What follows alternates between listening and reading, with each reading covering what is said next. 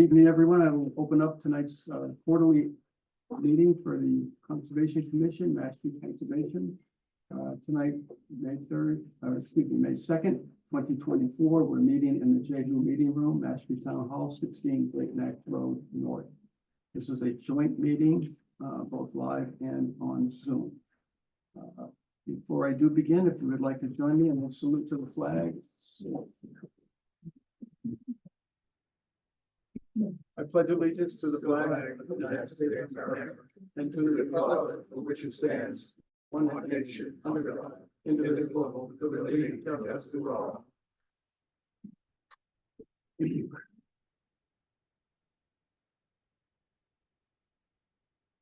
Before we begin, I will ask if there is anyone here that would like to make public comment or any issues that are not related to agenda items that we have posted for tonight's meeting. Is there anyone? So I know many of the people here are from Cohasset. We've had a series of 4 community meetings over the last couple of months. And I think there was just a strong interest from the community to learn more about Regulation 25, what you're up to. I have some comments I wanted to make, but I know a lot of folks here are here to hear what you have to say and talk about that. So I don't know if you want to wait till you get to that part. It is on the agenda, so. Oh, no, I understand. Yeah. So but that's why a lot of people wanted to just come Sure. and participate. So. Okay, well, welcome. Good. Anyone else? No? Good.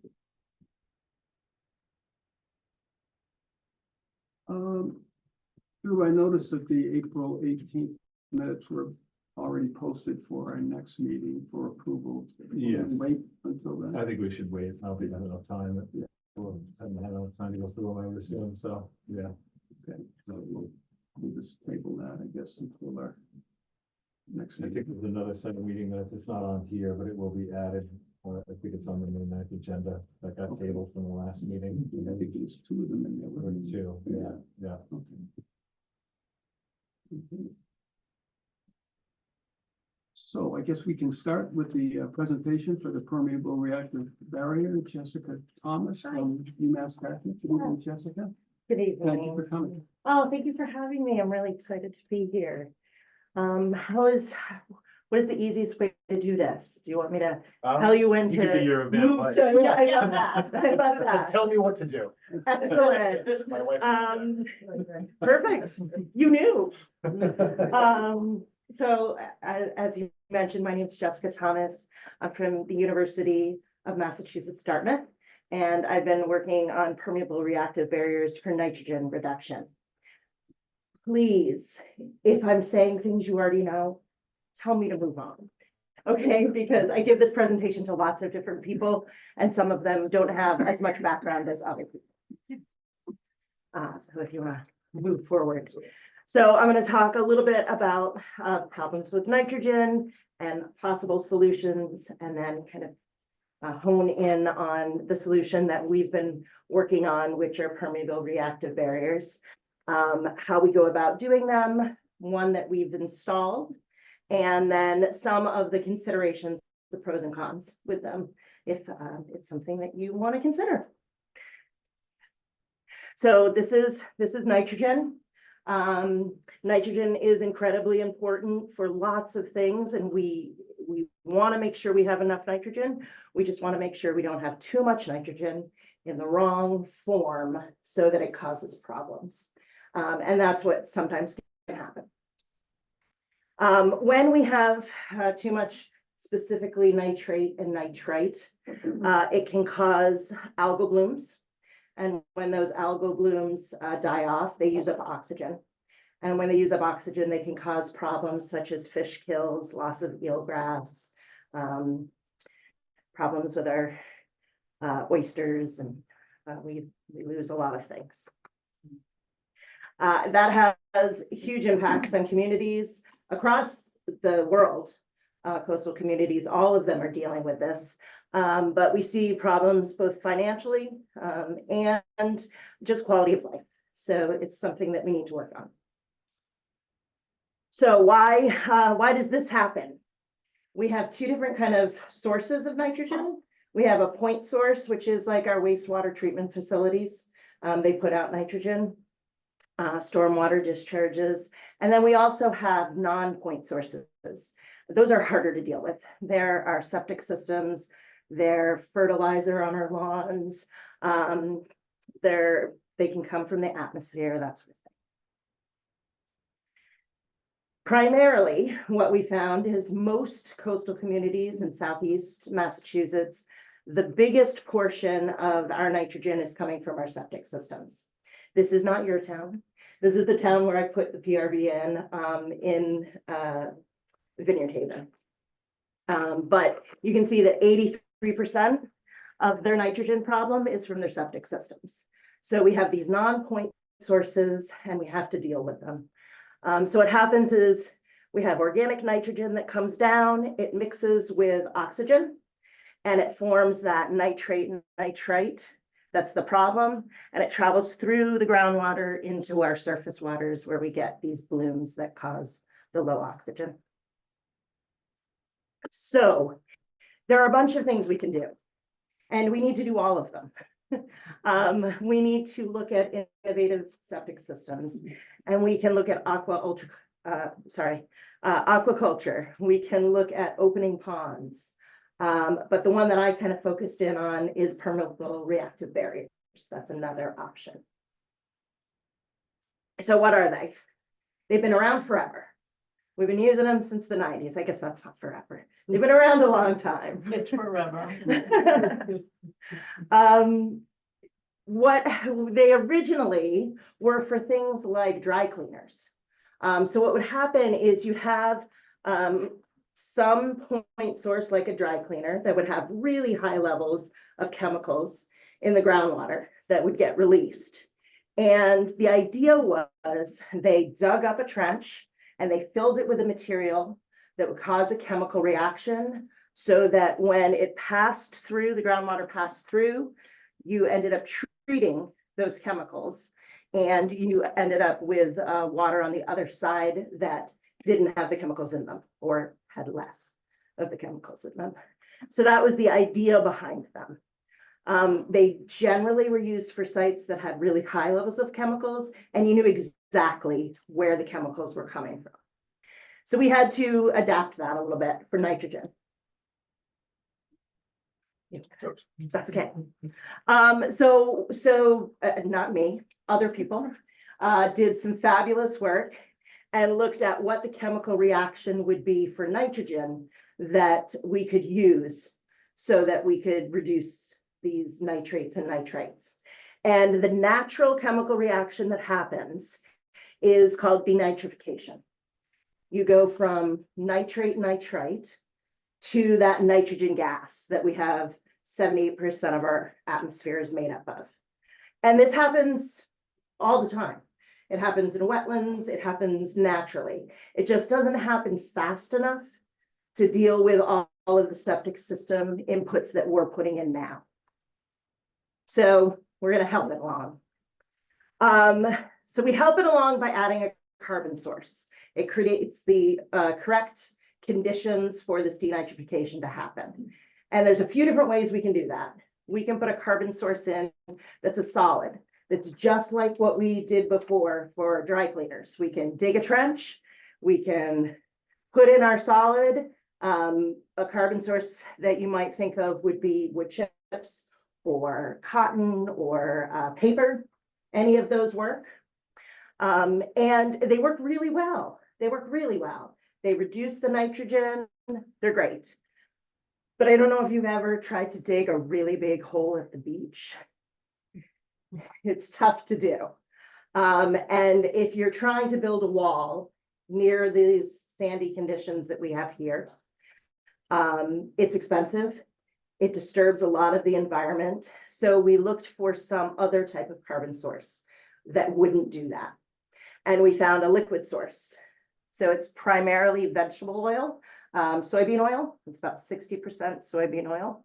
The rest of it is limestone, calcium carbonate to keep the pH the way it needs to be.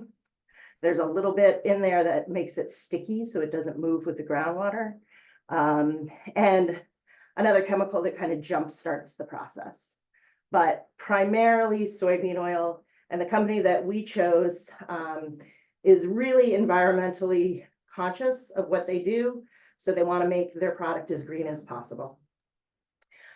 So that's the one we went with. We went with the vegetable oil. So what happens is we inject the vegetable oil in a spot and it spreads. And then we'll move over and inject it again and it will spread and it will make that wall instead of us needing to dig it out. And then our residential levels of nitrogen, which are not super high levels like you would have with a dry cleaner that has this big point source, will come enter the wall. It will go through the denitrification process and you'll have less of that nitrogen on the other side in the form that causes problems. It'll be more in the form that's fine, that nitrogen gas. And it's, oh, I should say that. My little green guy reminds me to say it. It's all a natural process. The microbes that do that are in the soil already. We don't add anything like that. So first we have to make sure that we put it in the right spot, because if we do not put it in the right spot, it's not going to work. And there have been a couple not put in the right spot. So we hate to spend money on things that don't work. So the first thing we have to do is take a look at our site and make sure that it's the right spot for this. This doesn't work everywhere. We don't want to put it somewhere where it's not going to work. We want to make sure that we have shallow groundwater is helpful, because then you don't have to drill through lots of overburden and cost money. We want to make sure we really know where the groundwater flow is going, how fast it's moving. We want to know what soil types we have to make sure that it's going to, the oil is going to spread nicely, because if it doesn't spread, it doesn't work. And then we're going to look at the tide, because what we don't want is our water going like this through the barrier instead of like this. It just doesn't work. And then we'll place it. So you had, oh, I have little check marks. Sorry. I'm not that good. That's okay. I Oh, forgot. much better, yeah. Without the technical, it really was. It's really hard to tell. So this is the project that we worked on. We were over on Martha's Vineyard. We were up on Lagoon Pond, which is in the northern part of Martha's Vineyard. Lagoon Pond is an impacted estuary. The western arm of Lagoon Pond is particularly impacted because it doesn't have good flow. So we picked a site right there, right on Lagoon Pond. It was a residential site. The woman who owns it was a saint, because this was a research project. So it involved a lot more than a normal project would. We trumped all over her lawn all the time. All of the yellow markers that you see are piezometer wells. They were hand driven by graduate students. Definitely not the number of wells that you need in a normal case, but we put in a lot of wells. But we did that to establish groundwater flow. You can go forward. So we were able to figure out the groundwater flowed towards the pond, which is what you would expect. We also looked at the nitrogen and figured out what type of nitrogen we had to make sure we had the right type of nitrogen. And that's the blue line, that's the nitrate nitrite. We have nice yellow, the yellow line has oxygen. We had a good amount of oxygen, which is important because out of your septic system, you get ammonia, which is not what we want. And the ammonia was transformed to the type that we want, the nitrate. So we figured out how deep it went, where it was, all of that. But we were not satisfied because we were scientists. So we did a tracer test. We essentially put in a dye, it's a chemical dye. We put in a potassium bromide in some wells, and we looked for it down gradient to see if the groundwater really was going the direction we thought and how fast it was going. And we found it wasn't going exactly the way we thought. So I'm glad we did it. But we also found out that the groundwater was moving at about just over a half a foot a day, which is what we expected for that area. We then did soil borings to make sure that we really understood what sort of soil we had, so that we wouldn't have any trouble with spreading. Go ahead. We did a tidal study to make sure we didn't have any tidal influence. We did not. Actually, I was really shocked. This is how close we are. I mean, we are super close. We put this barrier in at 80 feet. We had all fresh groundwater, which I never would have believed. And we didn't see a tidal influence, which is crazy because there is a tide there. We definitely saw it when we went out to measure the wells that were right at the edge. We got wet. I think I've gone over most of this. Except maybe we did see, and this will be important a little later, we did see right at the edge of the pond, we had frag. And in the roots of the frag, we took samples. We took groundwater samples, or it wasn't probably groundwater. I'm thinking it's mixed with some of the lagoon water. We did see elevated levels of manganese, iron, and arsenic there, which we expected because it's a low oxygen environment, and you tend to get a little bit of that there. And we put it in. These green dots were our injection points. So that's where the geoprobe would come and inject. It spread out to kind of form this red wall. That's just my interpretation. It's not, we didn't measure that. We're only 80 feet from the lagoon, which made DEP very nervous. They were super, super unhappy about it, but it was for one of the experiments we were doing. So they let it happen, but made us do lots of sampling because of it, which is why you see all the other dots. The yellow and the blue dots are all of our monitoring wells, which were excessive for a regular project. The linear footage of this, I'm sorry, was 150 feet. So that's how far it was. So it was just a pilot project. This is some pictures. So back here in the cages is the EVO. So this is that's the soybean oil in its concentrated form. We mix it with water, 4 parts water to 1 part EVO. The geoprobe is what puts it in for us. And I have to tell you, that thing is amazing. And the people who drive it are amazing. The homeowner was doing the construction that was around here. There's areas where we were on her grass. You could never tell that they had been there after they were gone. I wouldn't have been able to do it. And finally, here's some pictures of the pipe when it's being injected. Once they finish the injection, those pipes are removed. And the only thing that's left in the ground is the oil itself. So there's nothing in the ground except that. Our particular PRB was 150 feet, like I said, 20 feet deep, because that's about how deep our nitrogen problem was. And then from the injection point, it spreads about 3 feet on either side of the injection point. And we really didn't find that it traveled at all. They've done a really good job making it stick to the soil. The manufacturer of the EVO has added something so it sticks to the soil and doesn't travel with the groundwater. So it stays right there and continues to work.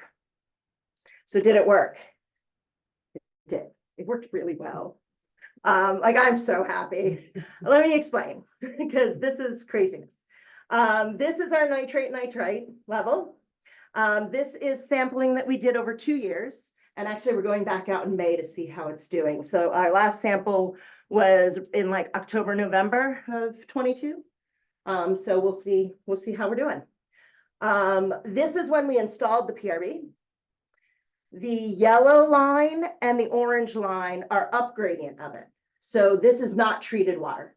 So we're continuing to receive water that has high levels of nitrogen. I think our maximum level was 18 milligrams per liter, but we averaged around 5.5 or 6 milligrams per liter, which is still high.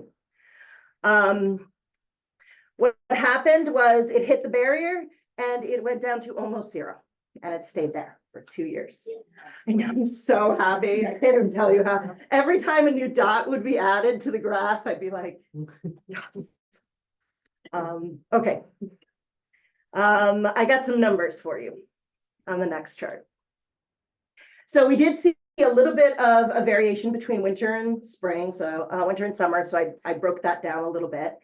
And we saw some variation with depth. I'm not really sure why yet. There's still a little work to do on these. But we would get up gradient concentrations that would be around 5 to 6, 5.5 to 6. And our down gradient concentrations, 0.04, 0.12. So we were seeing 98.5% reduction in nitrate, which is great, which is so great. It is so great. All right, what are some of the concerns? Because there's always concerns. Oh, wait, before I get concerns, let me explain this one. This one, we did a test to make sure that it was really denitrification that was happening. Because some of the nitrate might have gone back into growing the microbes a little bit. And what we found was at least 75%, I'm still working up the numbers, at least 75% of it was truly denitrified. So we just measured the N2 gas to see what that was. So that's still happening, to be continued. All right, here are some of the concerns. When you create this environment that has low oxygen, another thing that can happen is that you reduce the other things that are around. And some of the other things that are around are things like manganese and iron and arsenic. And so we have to be really concerned and make sure that what we are doing isn't going to hurt the environment more than it's helping the environment.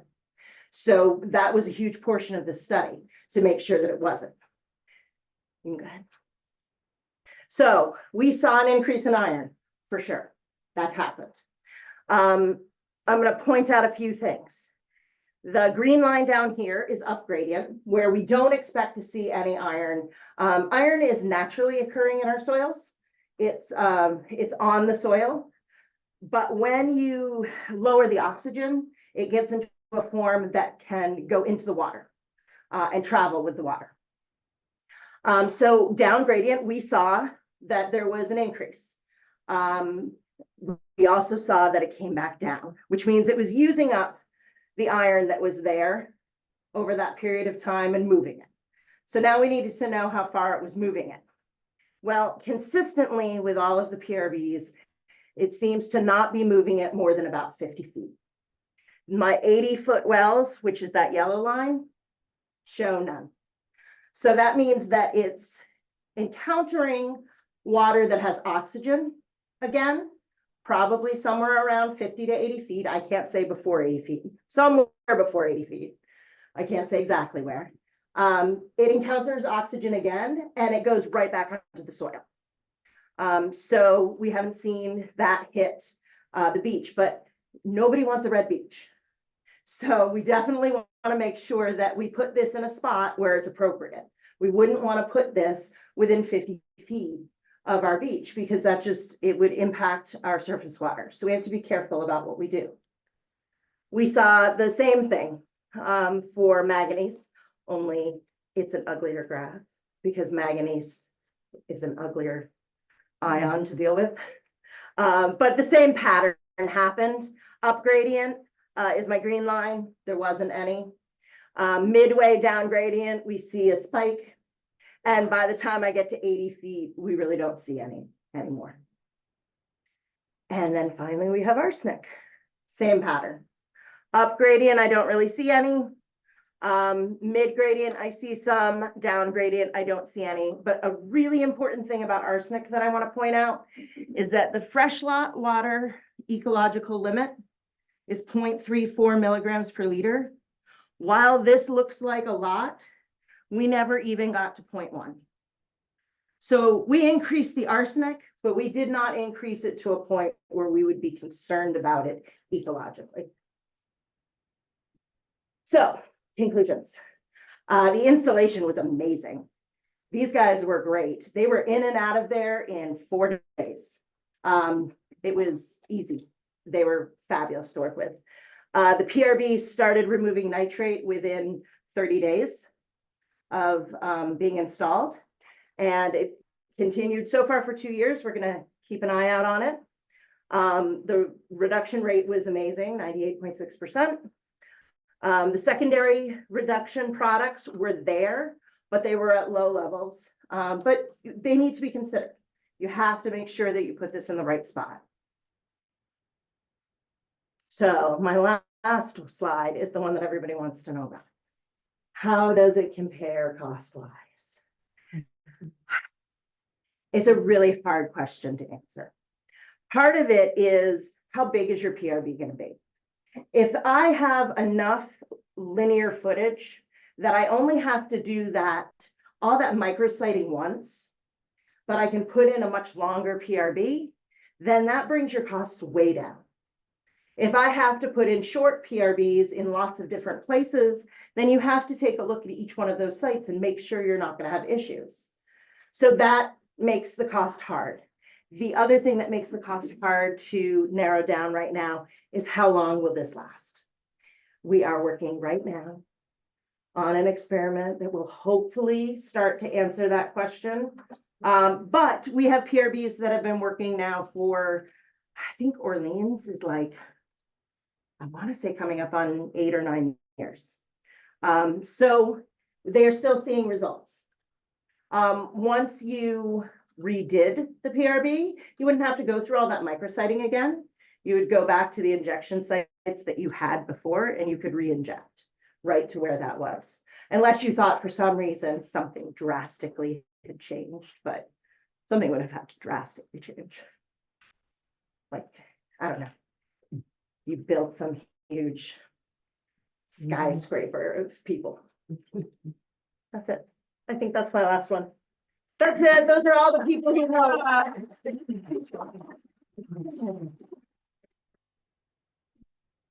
Any questions?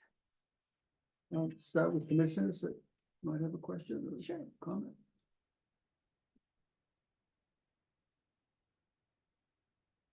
You know, that was a lot. I'm sorry. Yeah. I was curious, Sure. you said the test site was 150 feet, the barrier itself was 150. Yes. And I started to count how many injection things were in there and the slide. Good, the slide good away. catch, actually. So I was curious. There's a little more detail into that one. We were playing around with it to see whether every 10 feet was the best injection distance or every 15 feet. And we found every 10 feet was the best injection distance. Yep, every 10, although it doesn't really change much. You have the same, so the way that they calculate how much EVO you need is based on the linear footage and the depth, not on how many injection points you'd have. And once you've injected it and you leave that spot, the grass bounces right back. So it's really, you really can't tell that anybody's been there, and it doesn't change your cost. They figure out how much EVO you need for your barrier.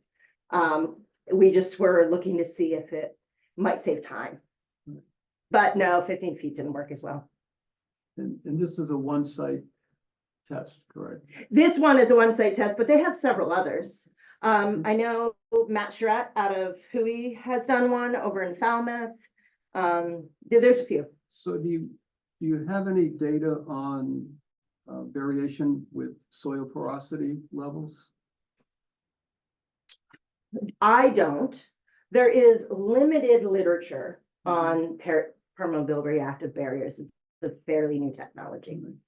Most of the places where people are putting them in have sandy soils. I know that Matt ran into some soils in one portion of his where because it was a little tighter, he had more trouble getting it to spread. He was at much higher PSIs for the injections than I was, but that's part of the micrositing. I think that until we really know, we're still learning about these.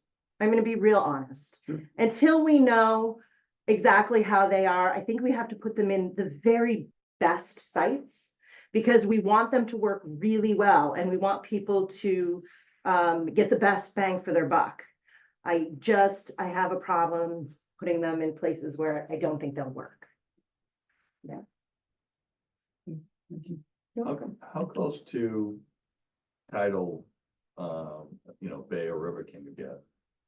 With, I know you were 80 feet away. you said. We were 80 feet. So the biggest issue is gonna be those metals. And making sure, and as you may or may not know, tied up with iron is phosphate. So when you release iron, you release phosphate.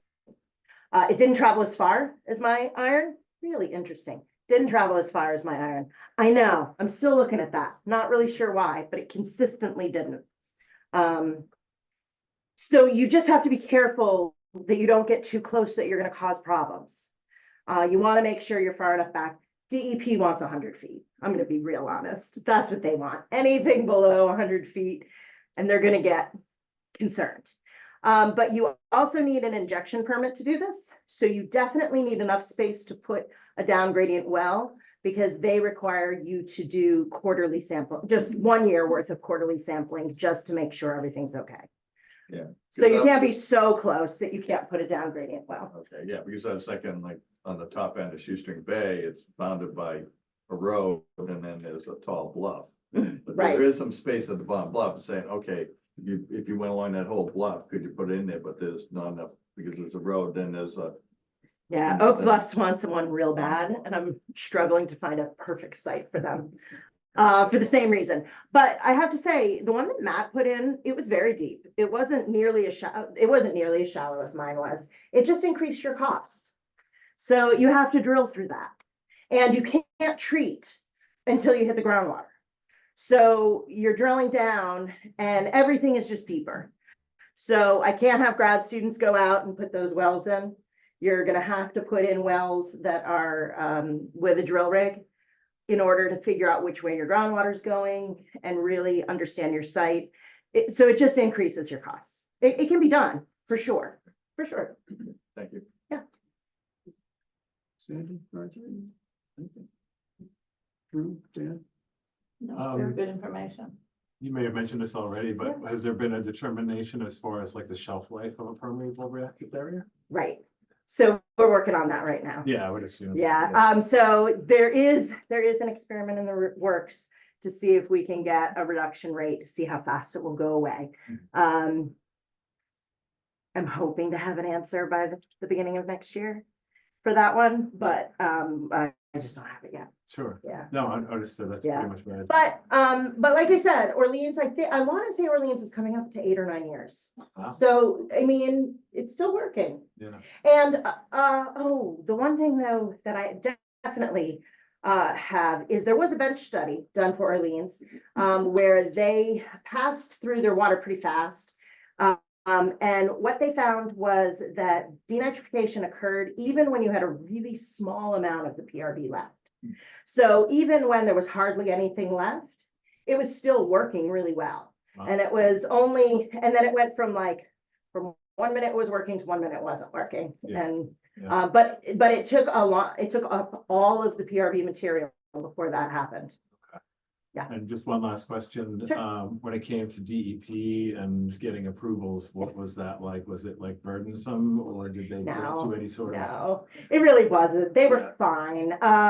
What So was the this was- mechanism that they, like, did you have to go through like an official wetland permitting process for this? Or was it understood that this is just data collection and experiment? No, so this was an underground injection permit. Okay, We had to get one of those. that's through DEP. That was through DEP. Got it. Yep. So we had gotten, so the grant was through EPA. It was a SNAP grant that did this. So EPA knew what we were doing. Right. But DEP, when we went to go inject it, we had to get their injection permit. It didn't take long. I mean, I think we put it in the next month. Okay. We had the permit. And I think it would have gone even faster had we not been pushing the envelope on that 80 feet. Sure, We were looking to see where the metals went. We were really looking to see where the metals went. yeah. I still don't quite know, because that road, because because of the road. We would have been able to put a well in to see Yeah. exactly where it was. But I thought 80 feet was actually gonna be, I thought we were gonna start to see some. We actually also didn't see any of our, I didn't bring it with me, but the soybean oil is like it looks like cloudy milk. It's because it has calcium carbonate in it. So it's like a milky type substance. We didn't see any of that coming out. We looked for it. I was working with Martha's Vineyard Commission, and Sherry over there looked every day for me for like a month to make sure nothing came out, and nothing came out. It was great. We did some tests to see if it had moved, and it really only moved about 3 feet, which I think happened during the injection. Yeah. Yeah, Sure. so. Yeah, Very interesting stuff, it's fun. really, yeah. It is fun. I like it. We talk about it at a cocktail party. Of course I do. I talk about it everywhere. They love me. It's so hot. They love me. I'm fun to be at a party. That first line is like, oh, okay. Yeah, How many acronyms can you have in one industry? I know. I'm sorry. No, you're with a lot of nerds, so. I know. It can be overwhelming. Sarah, I'll go out to you. I don't know if you were online for the whole presentation or not. Do you have any questions of Jessica? I don't at this time. Thank you. Okay, thank you. Somebody from the public that would like. to Sure, ask a if I can. question or comment. Sure. I'm Jared Meter. I'm the new wastewater superintendent here in Mashpee, and I want to thank Jessica for coming. And I asked her to come down. I was actually on the vineyard beforehand. This is when I first got my exposure to PRBs. I got kind of dragged into a meeting I didn't really want to go to, and I was listening to the presentation. And then I talked all And I was like, time. what is this? Like, we're starting our CWMP process, and in the wastewater field, I'm kind of considered like, I'm not your normal operator. I don't look at it as laying big pipe in the ground is always the best solution. Big pipe is very expensive when you start getting away from the original plan. Martha's Vineyard had, in Mashpee actually is a lot of same ways. We have very dense areas with very large areas of open space, and to get those dense areas, it's just expensive. So when I heard the PRB and then I heard 100% removal, started thinking about ways that it's not a solution. It's part of the tools we can have in our toolbox to be successful in what our goals are and could possibly save us money in the future. I've had extensive talks with the Barnstable Psychotuit about Shoestring Bay. There's a lot of concern there because they're at the 30-year end of their plan, which it's going to take us 30 years to do something. So I went and talked to Barnstable, and they said, come up with something better and quicker. We'll make it happen. We'll do our part. Sandwich has been very awesome about, contributing financially. They really don't want to build infrastructure, but they know they're at the head of our watersheds. One of the things I love about this is with what we're doing with sewering, we're not going to see results for 10, 15, 20 years, physically see the results. We know scientifically what numbers we're pulling out, but like we said, a half foot a day, it takes a long time to get down to where we really need the results to happen. The PRB is an option that we could put in the ground and start seeing the results now because we've already started removing the source. So instead of waiting another 10 or 15 years for aquaculture to be able to really do something, because right now it's just getting overloaded and they're just dying, the animals are dying.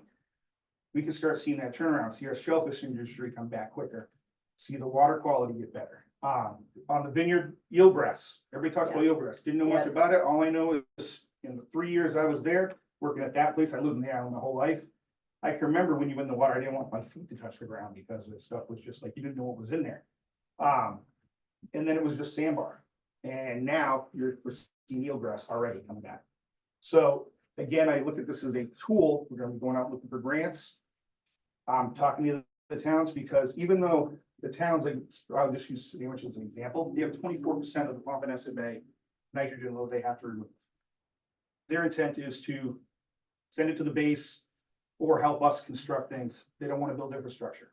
This could be a project that I present them with and say, hey, listen, if you put one of these in the ground, you're gonna remove X amount of pounds of nitrogen. Guess what? You got your credits with the town that benefited from it because it was in our town. So I'm gonna look at it. I think we have a lot of options here. Plus, Jessica, I love the fact that when I first listened to the work, one thing she says, I'm a naysayer. Usually I'm the devil's advocate and everything there is. I could agree with you. And the more I argue with it is because I believe in it more. If I don't agree with you or I don't believe in you, I'm not even gonna listen. I find this so fascinating and the way she targets, she spends more time on the planning to make sure it's done right. The town actually did look at PRBs. I found this after I talked to Jessica. I found a map. I think I sent you a copy of it. Yeah. Another engineering firm had a PRB idea. And in the military, we used to call it suppressive fire. We weren't planning on hitting anything. We're just gonna lay it down everywhere and hopefully we get something. Yeah. She targets, and then that saves us money. You know, we don't need to do a whole, Great Wall of China. We just need to Right. do these specific areas. And that's why Yeah, our they took Lagoon Bay and circled it and said, we're gonna put a PRB everywhere. It's gonna cost you $8 million. And everyone got upset, as they should, because it shouldn't go everywhere. It should, but we're actually part of the CWMP for Oak Bluffs. They have put a PRB into their CWMP as one of their options. We're in the Vineyards 209 plan. It's one of the options that they're using, and they're using all the options because you have to. This is too complicated of a problem not to use everything. Exactly. And that's where I think a lot of people misunderstand when they talk about the original plan. You get this call a lot. Am I in this phase 3, phase 4, phase 5? I can tell you right now, what you saw in that, I call it the throw up drawing because you couldn't really read it. It just looked like everything on it. That is really no good anymore because we've already shifted directions in our phases, what we're gonna actually sewer, because we're trying to target where we can get the biggest bang for the buck. So this is just another tool that we could then put a notice of project change. If it's decided this is the route to go, and we can actually find the area and in an attempt to save the town more money. And that goes in with using the IA systems, cluster systems, all the different options in our box. But I'm one of those people, I had to leave the island because that's how I ended up over here. I had to put an IA system. It cost me $80,000. Yeah. And I said, you know what? I'm selling my house, so let somebody else deal with it. And I bought in Centerville. So I do understand the whole, I lived payday to payday my whole life. So I'm that guy that's always like, well, how can we make it cheaper? Is it gonna work? That's my biggest thing. Prove to me it's gonna work. I don't want to shell money into something until 20 years later, we failed, let's do it all over again, and the next generation gets stuck with it. Right. So.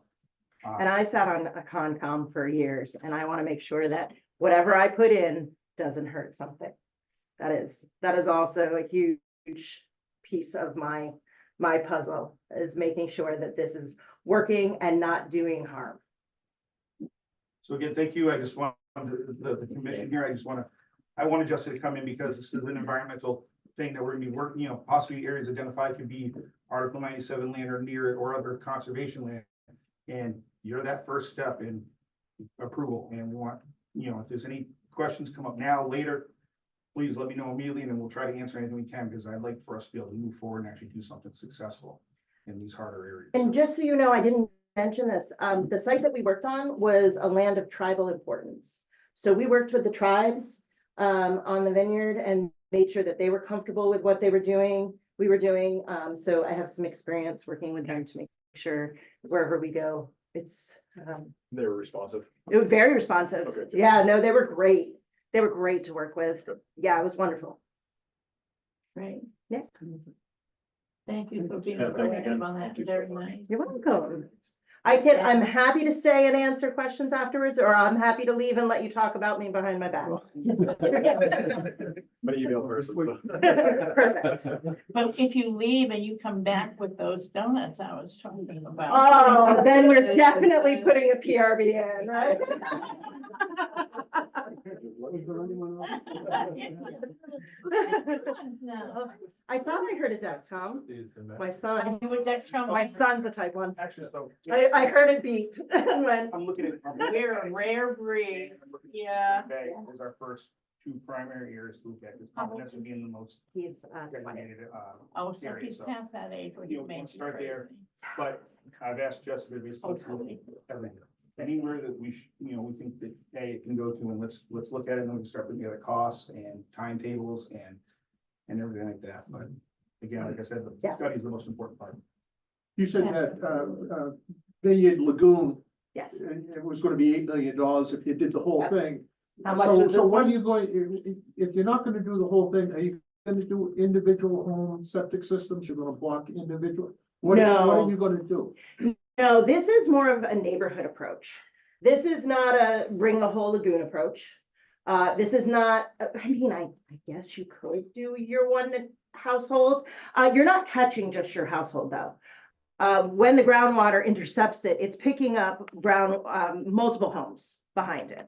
But ideally, it would be longer than this 150 feet.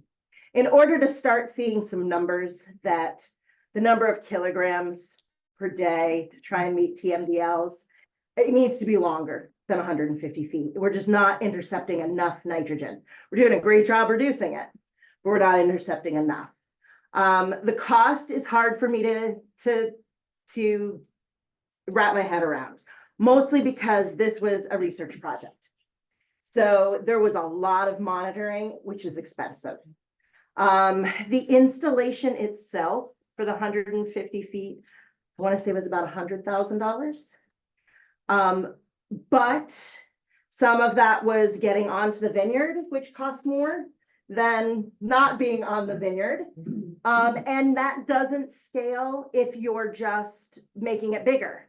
I paid for the trucks to come over, whether it was 150 feet or 1,500 feet, you know what I mean? So that piece doesn't scale. And then the research portion of it brought the total cost up to closer to 350,000, but that was the research portion. So it's hard to give a good number. And I hate to say that. I feel bad saying that. But just so you have an idea, that those are kind of the ranges. That's what you're looking at. And we'll always be looking for grants. That's the big Oh, thing. absolutely. The Grant- 319s. Yeah, always for grants, Mhm. always looking for ways that we can cut costs, like in the testing and monitoring. So in this current plant, we're actually building a full-scale lab. So, because we Yep. still have monitor wells to do, so a lot of those costs we'll keep in-house. Right, my goal is to be a certified lab, but we'll be able to keep a lot of those costs in-house, so it's, again, looking at all those different facets. I mean, we were taking samples monthly. That's not what's required to do. You just don't have to do that when you put this in. That was for all the science that we were doing. Do we have the groundwater data to know where the higher nitrogen plumes are? Where it'd be more effective? We have all the data that was done through the CWMP when that was completed. Barnstable has said they would free up any data they have, Sandwich as well, because ultimately all the watersheds start at one place or begin, and then goes through another area. With your question about septics, somebody explained to me one time, look at everything underground as like an underground river, and then you have all the side rivers going to the main. So what we're trying to do is find that river. If we can find that good country, we can get the biggest bang out of all the upstream, and then we just got to continue to plug away at the source of the pollution. Right. But this could, at least, instead of us waiting for 20 years and people going, I'm gonna get another article for, I won't say the current article price, another one in 5 years, how long is this gonna go on? Well, let's start seeing some results. I know that's in today's society with the cell phone and our little computers in our pockets, nobody sits around and waits anymore. We want to see results now. And this is one of those things that can actually give us results now. We can start seeing that, that improvement of all the work that we're doing. Well, thank you. I really appreciate it. Thank you so much. Yeah, you're welcome. Hey, Dan, can you get her, Yeah. All I need is my mouse back. Okay, perfect. Are you off to another meeting? No, I stayed for this one. That was fantastic. specifically, And, Good band. Thank you. thank you. Thank you so much. Jared has my information if you want to get in touch with me. And just, would I be able to get these slides and be able to put them on our webpage so if anybody wants to go back? I think that you downloaded I it. have it on the computer. Oh, you have it? I'll Also, share that. we'll upload them on. You might wanna web just- pages. Change it to a PDF, make sure, I don't know. Oh, I'm definitely Yeah. gonna PDF. Yeah. Yeah, it's just a PowerPoint right now. Yeah, perfect. Thank you so, Great. thank you so much. Thank you. Thank you. Okay, let's continue along. Our first discussion item tonight is Mashpee water quality issues and initiatives. Yes, that's kind of in line with what we've just been talking about. I will inform the commission that the Environmental Oversight Committee met on Monday. And there was a lot of discussion about PFAS in both the Shumet and Johns Pond. The Massachusetts Department of Public Health has come in. They've done some new sampling, both of the water and of the animals. And we expect results back prior to Memorial Day. Of course, the big stumbling block is there are no set standards as to how much is too much. You know, where is the breakout point in the danger level?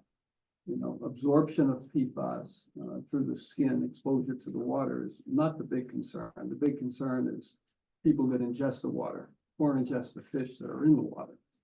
So the jury is still out, so to speak, but we are going to have a completely new set of data on or about Memorial Day, That's great. just in time to do the precautionary measures that For the summer, will need to be taken. absolutely.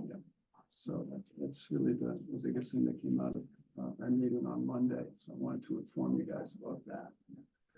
Anything else that commissioners have for water quality issues? No? Okay. That brings us to Marjorie, your request for the agenda item tonight on discussion for times and length of Conservation Commission meetings. I know our last several meetings have gone on and on. And Till on. 3 a.m. Well, Well, by the I'm time you- exaggerating. by the time you get home and wind down, it might be 3. Yeah. You know, they've been extremely lengthy, so. I'll turn it over to you. If you'd like to. Great. I won't take long, but I'm really grateful that for a couple of issues, we have a nice turnout from the town.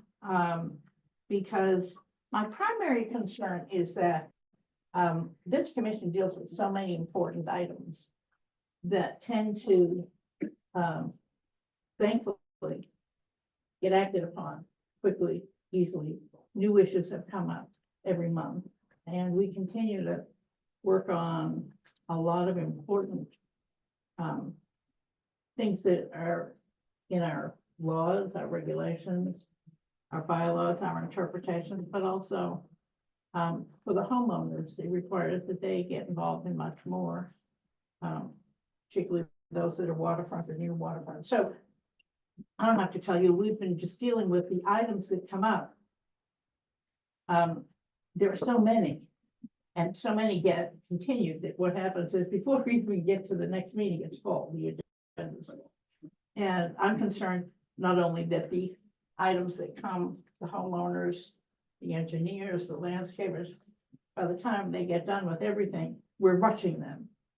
I know we don't intend to, but I feel as though just subliminally, we're rushing the issues, number one. And number two, it's not giving, I don't think, and I'm just speaking for myself as a commissioner, I don't think it gives us enough time to do our due diligence ahead of time. When I first came on the commission, I enjoyed actually making, you know, site visits, sometimes with one of you or sometimes by myself. I don't have the time to go by all of these. You know, they just, and there's too much changing. So one simple approach is to avoid those nights when we not only have what I consider a late start at 6:30, but we have a long agenda that takes over 4 hours.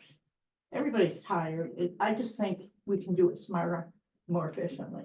And so I would like us to think about 2 different approaches. One would be, I've been on so many of these kinds of committees or commissions, and even at the state level, we start earlier. We just start, and I don't know if that's a hardship for people, for folks. Well, I think it is those who work. Yeah, well, I work too. Yeah, no, but I'm saying, you know, like the younger folks, they have little kids and, you know, working and then they're trying to get home and get the kids settled so they can get to. So they can get to me. Yeah, I think 6 is, or 5 is, that's, you know, I don't know. So we can get, Yeah, listen, I'm open. I just think that for a long time, for the Yeah. last 6 months or so, we've been starting at 6:30, sort of interferes and one of the things I was just commiserating, I'm so sorry and I apologize ahead of time for the noises that come up, but I happen to be a type 1 diabetic and every now and again it'll go weep, weep. You're gonna die in 5 minutes if you don't get an ice cream cone or something. So I think for health reasons, for family reasons, for, you know, when you're gonna fit everything in, not just for us, but for the community. If you have any suggestions, I'm happy to start earlier, and I have, my grandkids now are of the age where I very often have to watch, so I understand it. Let's work around it though, but is there a better answer? should we meet once a week instead of every 2 weeks? Should we start at 4 and go to 7? Should we schedule hearings so that people say to us, look, I'd like to request a later hearing because I've got issues with kids getting off a school bus and I'd like, one of my support systems to come by and do that. I just think this is, personally, I think it's not working. When I'm driving home that late at night. And I felt the last 5 or 6 of the projects, I was thinking to myself, it was beeping, if I don't get out of here, it's not gonna be good, and we wouldn't have a quorum, and yet at the same time, how do you tell someone it's their home? One of our homeowners looked at me, I didn't think you could tell that I was about ready to leave, and he said, this is really important to me. But I know, we're all gonna stay, but, so I throw it open to the rest of the commissioners or the public, what do you think?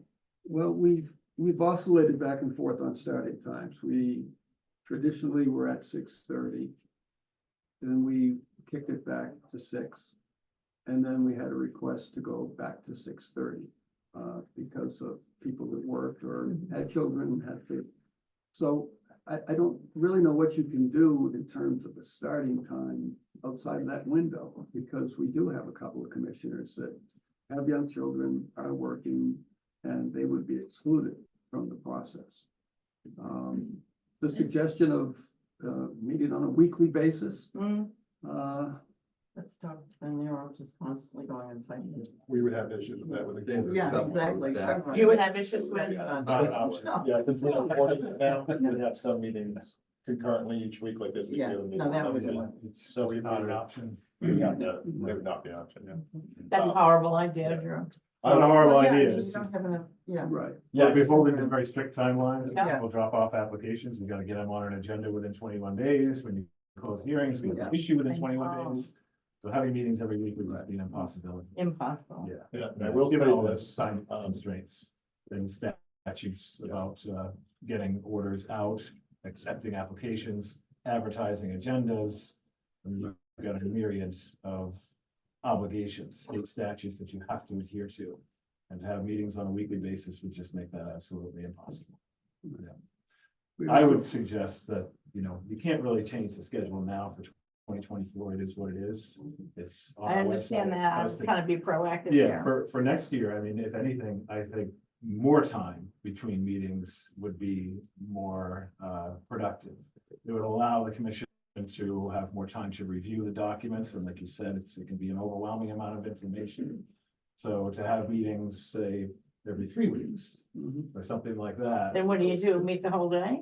Huh? Then what do you do, come in at noon? No, but there are other things that you can do. I'm just saying, it seems to me that, and as this goes for staff as well, when you've got revised information coming in the Friday before a hearing, and you've got packets of 25, 30 pages of highly technical, complex information, would you rather have 5 days to absorb that or an entire, week and a half? More prep So- time is good, but I'm Yeah. trying to be practical here too. Yeah. And I'm just saying, I'm willing to give as many hours. I love the work. I love the involvement of the community. I love the fact that it's volunteers and we really get into it. But I don't like the way that it's going. I don't like going home that late. I'll come in and spend as many hours as necessary to do the work, but Sure. maybe we could do, I don't know, more work by Zoom during the day of just the grunt work to prepare for the public part of the hearing. I know that's difficult to do, but Yeah, I think one of the, Sure. okay, Yeah.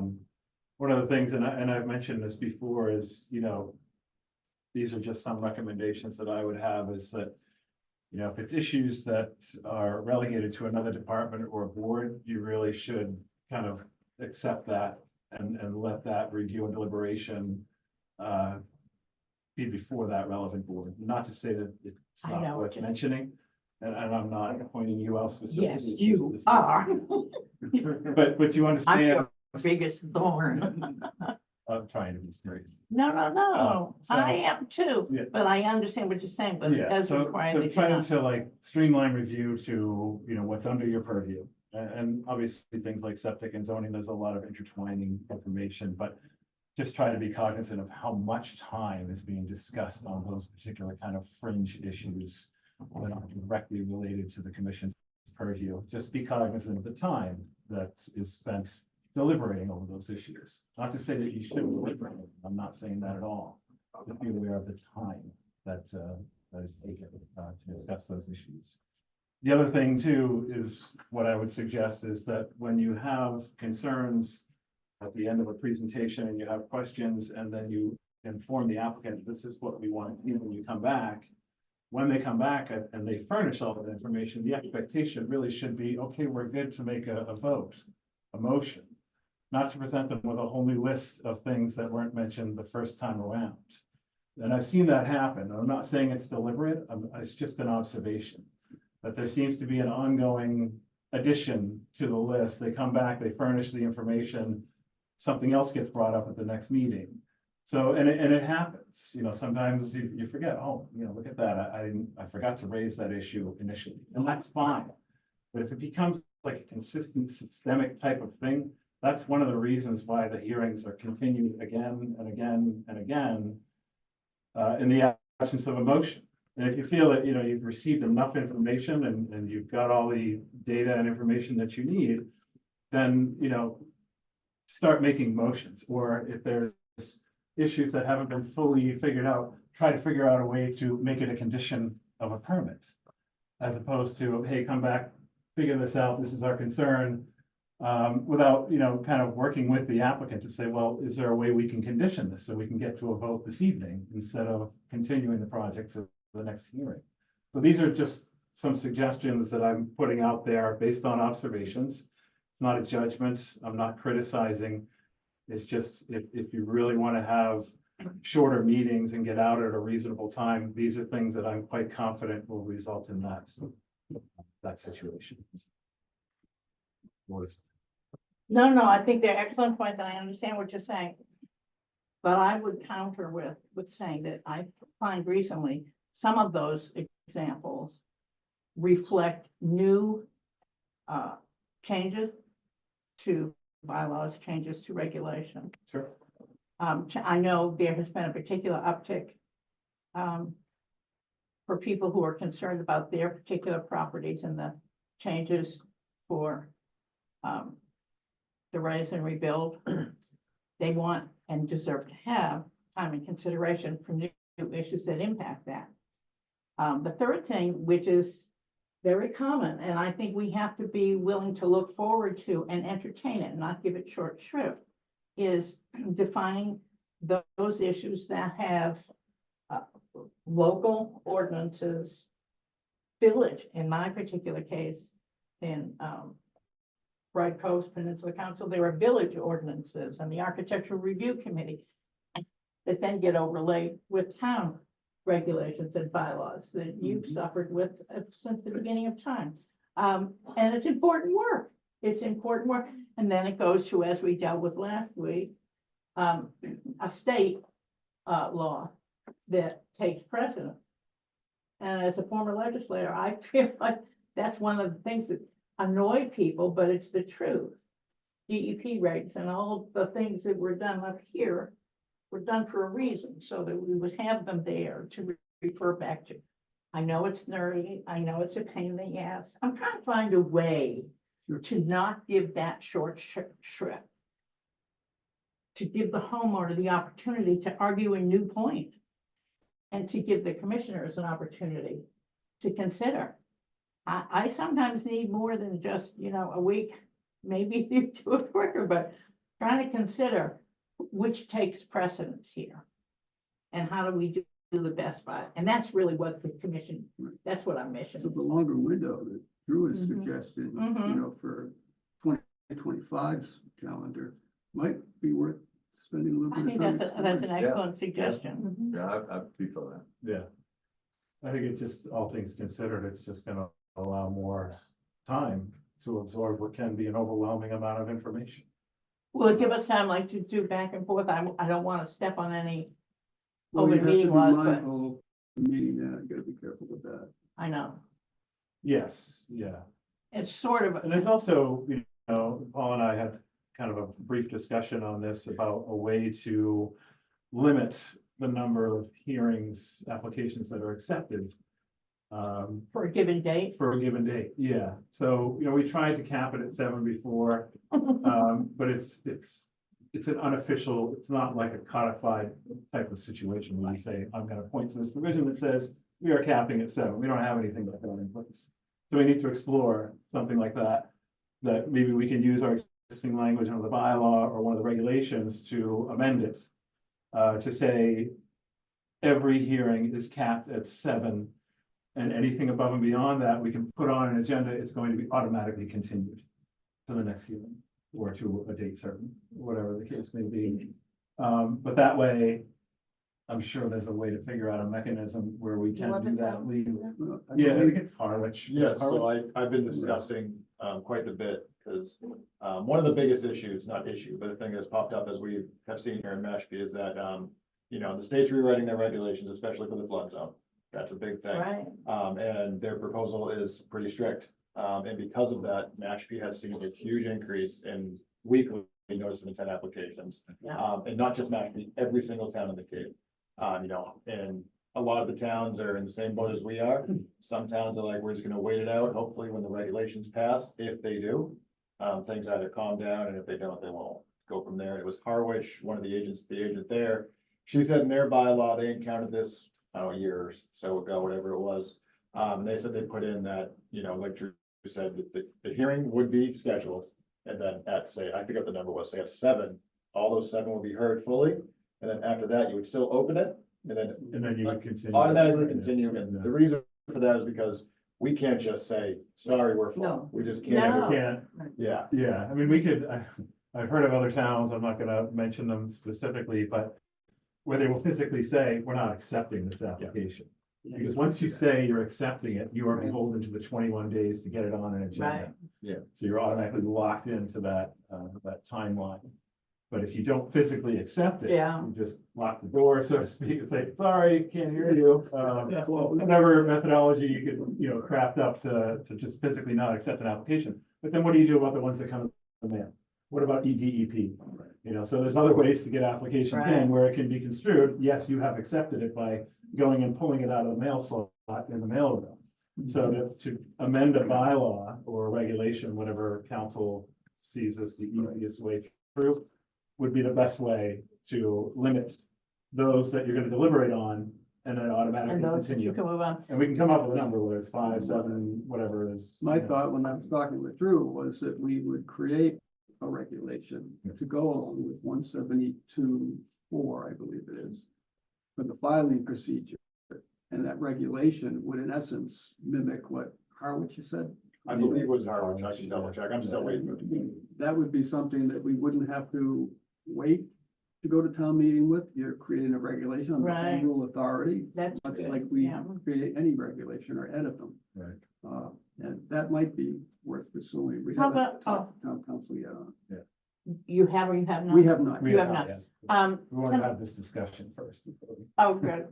Yeah, we don't want to start something. So we far, can't. so far, being very friendly. Okay. Can I ask you a question of the commissioners?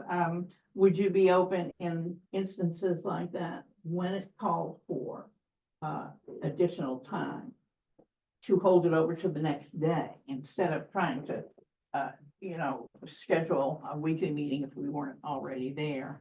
I know I think it's Brookline. I'm not 100% certain. It might be Newton. And then if they get to the end of the night, they like to stop at 11.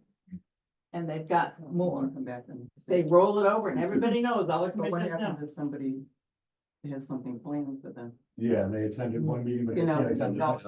Yeah, then they can ask, then they can ask. I believe the way that it goes is we're rolling it over, everybody knows we're rolling it over, other reactions. It is more complicated. It's always more complicated. And then they say, no, as the homeowner, I can't do that. I prefer to be put off, which the commission apparently has the authority to do. Well, I'm talking about commissions, not just the one. Not being available, for the next meeting and then you're in the middle of a vote or, Right, that, right. Yeah, it could turn into a more Yeah. complexity than. Or just were keeping track to- of who. just Yeah. because of the unknown, Yeah. people's schedules, like, yeah, Yeah. commissioners, and who's to say that, keep in mind too, the applicants are, oftentimes paying for Right. consultants. Yes, Yeah. And what if the consultant isn't available the next Right, day, yeah. so you have to have more time to allow the scheduling to fall into place. I think that's kind of, necessary.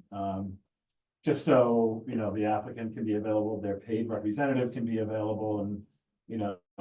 you really do need to allow sufficient time for those scheduling, snafus. well, if we could do, the consideration for what you're suggesting, which is, move it back so that we have, let's just say, 3 weeks to consider something that's coming up, so that we have more time for the site visits, more time to do some back and forth and research. Yeah. That I think would be helpful, and if you all would be willing to move it back, would you be willing to move it back till 6 or 5:30 or 6? I'm up with the anytime. so Are you I'm not up? in the- I think, I would like, 6 was good, and There is- with the technology of Zoom, anyone who can't Yeah. physically be here, it's less than ideal to have hybrid meetings for obvious reasons. On a small room, it's fine, but the big room, the audio issues. I think that- Sometimes even Zoom with you. I would like But it's still, You know, it's still a way to Yeah. compensate for an earlier Getting time one to place provide home someone the comes opportunity to back. attend a meeting remotely if they Yeah. can't physically get here for, any other reasons. And so I think moving it up to 6 is something. moving up to 6, and maybe even if we could all say, and this would be I informal, think we need them, they're here and now. I mean, to get their opinion. Yeah, because. Oh, of course, because they have kiddos, yeah. Yeah.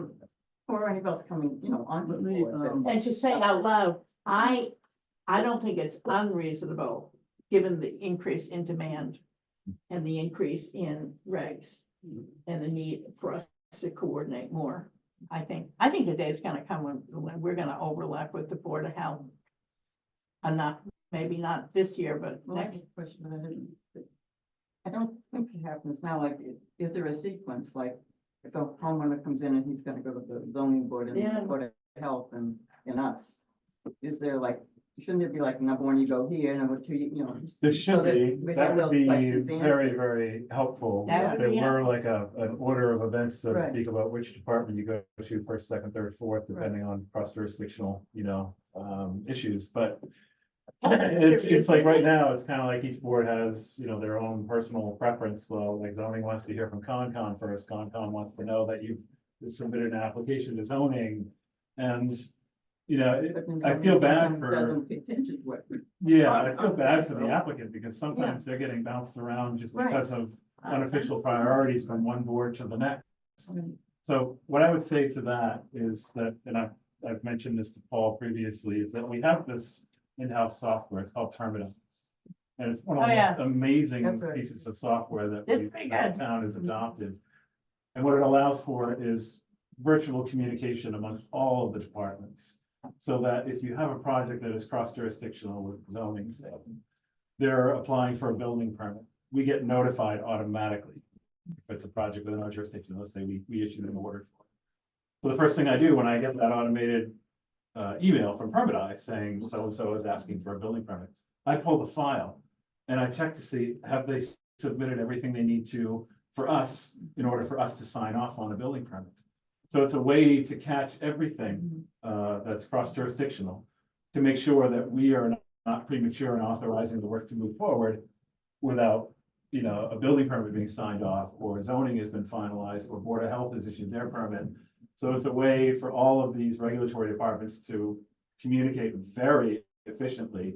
So I don't think it kind of takes away from the necessity of putting in wording saying, you need to, make sure that you submitted an application to this department, or you need to go to them first in order for us to do our thing. Permitize kind of streamlines that whole process and makes it very easy. So I would say, moving forward, there should be some consideration about looking at that language that we have in the bylaw right now that says all of the permits need to be secured or applied for, or none of it's necessary anymore with this new technology is my point. And that way, and that would give freedom to the applicant to not have to worry, oh my God, did I submit I got to schedule for this date, I didn't do that in time, and it just frees everything up. It really does. And it Yeah, eases the burden for the applicant, which I'm sure everyone Yeah. agrees is a good thing. So, But that's what I was gonna ask you. I think you're the one to ask this question. Cause I was just up on Permanise yesterday for something totally different. Right. But can, everybody get up on it? yeah, it's open. It's open for the And then public? people can submit plans and you can open up links and view plans I and think that's an you can excellent send suggestion. people emails and messages directly to the contractor, to the homeowner. So it's very, very efficient. And then I software. could tell, I'm the chairman of one of the villages, right? Somebody will call me and say, what do I do with this? And were you there? And do you know? I would much prefer, rather than to be their substitute Yeah, lawyer, yeah. is to And say, that you would- know It what? also helps to Right, reduce. isn't that more ethical? Time for Yeah, staff yeah. to make I'm the sure, min- I don't want to. have they secured a permit with zoning? Because Permitize really coordinates all of that. So you don't need the language in the bylaw that says you need to acquire this before we even open up your hearing, or, something like that. Let's, I'm all in favor of reducing the red tape as much as possible Yeah, and geez. trying to make things less burdensome for everyone, not just the applicant, but staff, you all, everyone. To not have to worry about that because you've got a system in place that monitors that, Is every system perfect? No, but this is about as close to perfect as it gets when it comes to communication amongst the departments, and it's saved us an enormous amount of time and headache. Because, many, to be perfectly blunt, many applicants don't read the permit conditions. Well, they're not sure. Do they know that they should? Absolutely. Yeah, well, do. They sign a form that says I have read and acknowledged. well, okay, I'm trying to give you the benefit of the doubt, you know. But So they would- it's their project, so they absolutely should know. Okay, It's their okay. responsibility, right? So that's, I kind of lost my train of thought there, but Permanized. Permitize, yeah, it really is, it cuts through and kind of eliminates the whole order of events thing, because it's. I like it's that. In real time. And could we send something out, just reminding folks, hey, check this out. You can see the status of your application, Yeah, where you're supposed to be. yeah. I think that would really be helpful because And I when think they, people there, don't. everyone is informed of that when they go to the building department or zoning or. I know, Board of but you Health. know, it's hard if you're not working with it all the time. I think it's just my personal opinion, particularly people that don't have the wherewithal. Some people have the fun No, I to understood. be able to hire all kinds of, Right. 4 or 5. Let me go out to Sarah. I feel like I'm leaving her. Oh, I'm out. sorry, I apologize. Sarah, I know there's been a lot of discussion about times of the meetings starting, and there's been reference to some of the newer commissioners, the younger commissioners with children, you being one of them. Yeah, So I'm curious to hear some of your feedback on an earlier starting time or extending the meetings rather than every 2 weeks, move them over to 3 weeks. I'm just curious to hear your thoughts. Yes, thank you. And thank you, Marjorie, for bringing this up. I think it's a really, really great discussion. I really do appreciate also the commentary on just access, making sure that this commission is accessible to a group of people that represents the community. I do work full time. I work until about 6 p.m. every evening. I'm fortunate enough to be able to work from home, but I do have 2 very small kids. And so getting them fed, and kind of tucked in so I can squirrel off to these meetings is quite a hustle. And I do recall when I was first interviewing for the seat on the commission, Paul, that you had mentioned that was it May or March of 25 is when the statewide mandate to have these Conservation Commission meetings and town meetings as hybrid meetings was extending through?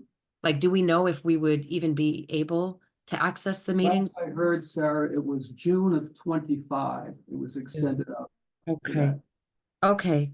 Well, I think that's worth Okay. considering as well, just in terms of access. But I also just, and forgive me, I'm the new kid on the block, so I really appreciate the wisdom in the room, but really curious to think about, zooming out a little bit and instead of focusing on just the mechanics of the meetings, thinking about, our responsibility to consider overall environmental condition in the town of Mashpee. It's 25 square miles. We're not talking about a lot of space here. Thinking about current and future stewardship of lands and waters here and really upholding the Wetlands Protection Act in the state. I wonder if there's a reasonable pace of development that keeps those cumulative impacts in mind. I mean, I've worked with other conservation commissions, not here on Cape Cod, and certainly not in the face of a lot of changing regulations, but it's really staggering the volume of applications that we're getting in, and thinking about kind of the way that it's kind of fragmenting our floodplain with varying degrees of impervious surface, and just wondering who might have the authority to determine how many applications we take, period, or if it's worth considering who we would need to talk to think about if there's a number of permit issues that we have, maybe per time period, you know, per hearing or per month. And then after that, if we've reached our allocation of permits, if we could say folks have to wait until the next cycle, in considering, of course, the mandate we have to keep in mind the cumulative impacts of all this development in the floodplain and lands that are adjacent to waterways. So I don't know, that's what's coming to my mind. Or really, is there a way to like structurally assess what we're doing that may impact the time that we're taking to adjudicate these hearings in a way that benefits what we're here to benefit, which all due respect is not the homeowners, it's the wetlands. I think you've touched the third rail. It's a radical perspective. I know it's probably not the popular opinion in the room, but that's what's on my I don't mind. know if popular or unpopular has anything to do with its due process. I think it's almost like the debates we're having nationally about. Many of the You're right regulations to do. address cumulative effect. Say it And again, I'm sorry. Many of our regulations already address cumulative effect. And if a project came along that the majority of commissioners felt as though there was too much going on here, too much fragmentation of the floodplain, you'd be within your jurisdictional rights to deny it based on cumulative effect. Of course, you'd have to have some kind of data to back it up. But I mean, I also think that's the start of, and I don't want to open up yet another door, but we might as well, as long as we're talking about it, it's the start of the litigation that goes from local disagreements on who gets what access to which local authority to land court and rights Right. and property rights. I don't And know. air rights. I don't know if there are any towns, Drew, do you know if there are towns that have a systemic process for cutting off numbers of permits, say per quarter, per year? I don't know, because we're a dual permitting entity. Yeah. You'd have to make changes at the state first and foremost to put a cap on, you know, quarterly or yearly. I mean, you have control locally as far as like what we discussed earlier, as far as numbers of hearings to open in a given, you know, agenda, and anything above and beyond that can be automatically continued. But as far as putting a cap, I mean, that's gonna take a Herculean effort at the state level to Sure. change. It's just, Yeah. it's a I think nice there were thought. other towns that but- did it in the Oh. past, but they had a DCPC, Yeah, District of Critical Planning Concern. right, That right. limited number of permits. Yeah. I So it would think take, it would take quite an effort to Yeah. do that. I mean, it's a good long-term plan, but, you know, I wouldn't even know to begin how to address that while balancing everything else that we have currently. It would be more than a full-time job of Yeah, it would be a lobbying. separate, almost full-time position for someone to figure that out. And before you ask, no, I don't want that. I'm not gonna ask. Okay. Don't. In the Thank you interest for the of time- background and the opportunity to speak. about Thank you very much, Sarah. And thank you for not mentioning age when you said I have a different situation. Moving on. Okay, I'm gonna move on Oh, to sorry. Regulation 6 Quick on meeting, sorry. chapter 172. I know Drew and I and other members of the subcommittee have discussed this issue, and then we had a second take on it, so. Yeah, do you want me to just? Yeah. I'll Yeah, turn it so over to we, you, Drew. we thought it would be a good thing to, just in the interest of efficiency, when obviously orders and conditions all have to be with the registry deeds by law. It's in our bylaw. And then under regulation 6, which is discretionary requirements, there's language that allows the commission to require recording of plans. So it's, you know, at your discretion, if you feel that it's, you know, a large complex plan that's just, you know, should really be recorded at the registry, it allows for your discretion to do that. So we started putting that into orders of conditions, and then we started hearing from people coming back from the registry completely distraught and turned away when they tried to record plans. And I couldn't really figure it out myself. I spent 45 minutes on the phone with someone from the registry in their records department where they do the recording. I was told in so many words that they can't record plans in conjunction with orders of conditions.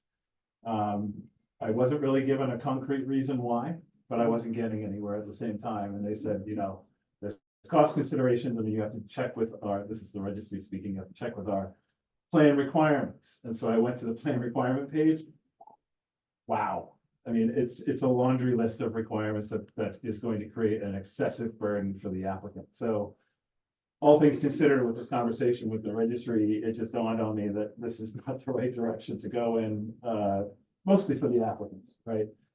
As long as you reference, and we do this consistently, reference the plan dates, who created the plan, right there at the beginning of every order of conditions, plan of record, Cape and Islands Engineering, you know, dates, revision dates, every last detail of the plan referenced in the order. That's effectively the same thing as recording the plan.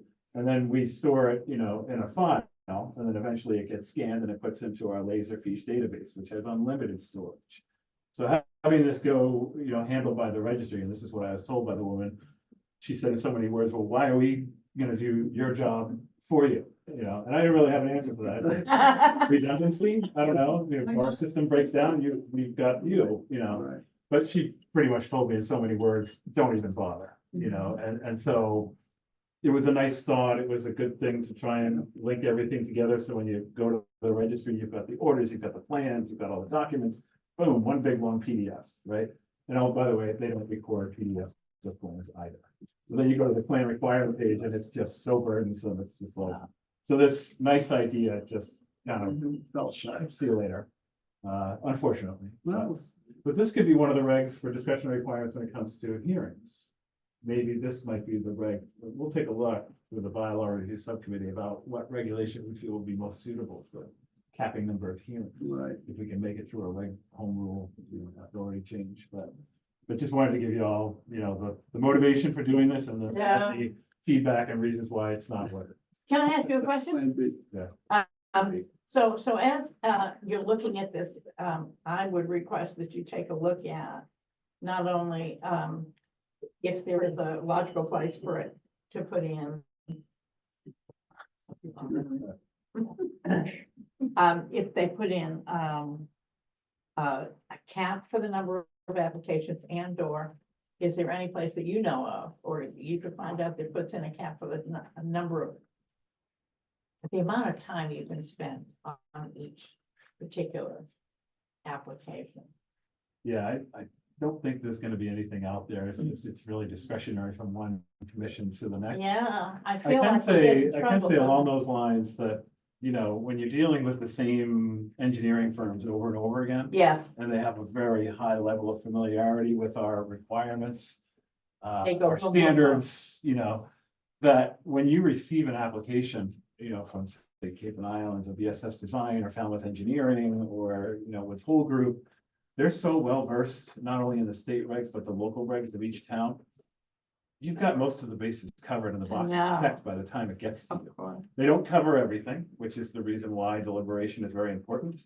But keep in mind, you know, these folks have been before these committees and commissions time and time again, and that experience, you know, lends itself to more efficient Expedited. review, Sure. right? Because you've got, and again, that goes back to how much time you have to read through all of the volumes of information. But keep in mind that they're hard at work doing their research too and making sure that by the time it comes to you, there's, you know, They've a anticipated hope the that the deliberation will be expeditious Mhm. because of all those information has been Mhm. furnished Mhm. at that point. So just to, you know, put that out there.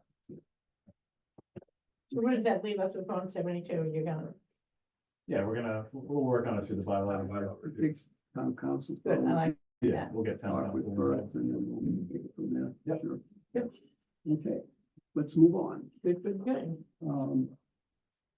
I'm going to bring in the discussion on regulation 25, land subject to inundation coastal flow. updates on the revisions. Before I begin, I just want to set a timeline for commissioners' consideration. I did a little bit of research going back to Executive Order 569 by Governor Baker. That was declared on September of 2016. And in that order, Governor Baker established an integrated climate change strategy for the Commonwealth. From that point on, the focus became clear that the Commonwealth of Massachusetts had to start looking very seriously at climate change and sea level rise. And the charge was to review everything that we had on file so that we could be comfortable knowing that we are adequately protecting the citizens of the Commonwealth. Part of the charge in that was for every town in the Commonwealth to create a hazard mitigation plan. The town of Mashpee did create a hazard mitigation plan. That was in 2017. I didn't work on any of that. I was here. In fact, I remember once I said to Drew, look, Drew, I found this hazard mitigation plan from Falmouth. We should think about having it. And he said to me, we do. We do. I said, great, let me see that. So I started to read it. It's lengthy and it's still available. The 2017 plan is still on the website. But even as far back as that point, there was a focus on and subject to coastal flow and the hazards that our community was facing. Then we can fast forward to Governor Healy, the executive order of number 604. And things now start to get pretty serious. Governor Healy established the Office of Climate Innovation and Resilience within the Office of the Governor. And she went on to require the state of Massachusetts, Commonwealth, excuse me, to create what's called a resilient mass plan, basically a climate adaptation plan. And that plan was put together in September of 2023. Extremely lengthy. If you haven't seen that, you should look at it. It's all encompassing for the entire Commonwealth, not just for shorelines. It's for as far out to the Berkshires, everywhere. And the timeline continues. If you look at our 2017 mitigation hazard plan, that was a 5-year plan. It has to be updated. So we just finished updating that plan, and I don't think it's been accepted yet by the select board. I don't think so. But I think that the edits are done. You're on that committee too, right? Which one? The hazard mitigation plan. Yes. The update for, that's available on the website, but when you look at the updates to it, some are there and some aren't, so it hasn't been, completely finished. So I don't know if we are completely finished with that. Is it under conservation or is it under the state? It's on the planning, I think it's under planning. but Yeah. yeah, not planning board, Planning department. planning department. And there's been quite a few changes to that, as you would expect over a 5-year period. And one of the most notable ones that I saw in that, if you look at pages 78 through 90, there's a quote in that. It says that the coastal flooding and the erosion is one of the top 4 hazards of concern for our community. Wow. So, we're looking at a subject here that is on everybody's radar screen. Everybody's radar screen. The state, the town, and of course, us as a commission. One of the other things that the Executive Order 604 did was it directed the secretary for the Executive Office of Environmental Affairs to look at every single piece of legislation, regulation, anything that the state had, and to make sure that those regulations were to be used. I would just trying to imagine that when they looked at what the DEP had on file for performance standards for land subject to coastal flow, somebody had to get yelled at because Oh, there weren't any. So it's or the that Full along- Employment Act. if you go to November of 2023, now we have this whole set of regulations coming out of the DEP. So everybody's focused on it. and they should be. I mean, everybody in this room, I'm sure, is focused on it. A lot of these people are from Pompanesett. You guys are down there. You see the flooding that's occurring. You see how mad the ocean can get. And we are really in a position, all of us, whether you live on that shoreline or whether you live somewhere up on Route 130, we're all in a position where this is probably the biggest topic for the town of Mashpee. I think Because so. if you don't live on the coastline, it's still going to affect you. And so we started looking as a bylaw review subcommittee. We went through, I think regulation 12 was our first one, and then we went to 27, and then we went to 30, and we've been just picking them off one at a time. And Drew's already said to me, what do you want to do next? I said, we're not even done with 25, but we are lining up our next. one. Low-hanging fruit regulation. Yeah, we figured we'd take 25. It's an easy one. No, we took 25 because we had issues that came up in 25. Everybody knows that. And town council looked at it and he said, I don't know how you work with this thing. I've read it 2 or 3 times, but I'm still trying to figure it out. And I said, it's tough. There's a lot of stuff in there. When you look at our 25 that's on the books now, that's 2005. It's a long time ago, and there's a lot of land back in 2005 that had yet to be developed. So a lot of what's in there made a lot of sense, but a lot of the land now in land subject to coastal flow is developed. I don't know how many lots are still left out there, but a handful maybe, Yeah. not a lot. So it was high time to take 25, see what we could do with it. Can we improve what we had? And we worked on this thing. We've been on it for over a year. For a long time, A right? long time. And the whole subcommittee got to a point where we're kind of scratching our heads. And I think I was the one that said, why don't we just start from the beginning? You know, look at what I did was I went to the DEP's website and I pulled off every single, I'm going to call them regulation 25s, whatever towns had filed their land subject to coastal flow regs. I pulled them all off and I started going through them. Many of them were from the Cape, some were from the islands, some were off Cape, like Surrey and Hingham and a few others. And I started thinking, well, this particular thing looks pretty good. What about this? What about that? A lot of the stuff we already had, some of the stuff we didn't have. And I tried to streamline it so that it fit the template that we were creating, that it would have a preamble, that it would have an introduction, that it would have a set of definitions, and then certainly it would have the presumption of significance and critical characteristics, and then jump right into the performance standards. So we have a draft, and it's very clear that it's a draft. It's been a long haul. You as commissioners are seeing this now, and I know Marjorie's not in the room right now, but we still have a quorum. I would say to you, this is a document that you're going to have to spend a few hours with, several hours, to absorb what's there. Some of it will look very familiar to me because we took it right from regulation, the existing 25. Some of it you're going to look at and say, where did this come from? Because it's all brand new. And get into any specific topic tonight, I think is just jumping the gun a little bit here. I think you should take the time, you should look at it and mark it up, get your highlighters out, delete things, add things. I'm sure some of you, I know Steve, you've got a lot of background and experience in this. I wish we could have had you on the subcommittee, but then we have a quorum. Right, yeah. So we had to limit it to 3. And Alex, you know, she's out now with her surgery, so she's not even here to comment on it. But I would like to get into an in-depth discussion as much as we can, because I know the limit of time is going to be tough. We already have our files for May 9th, and there's quite a few hearings. It would be nice to have meetings like this without hearings, to just focus on these, but then we're asking really way too much of everybody to be meeting every week, and we've already gone down that road.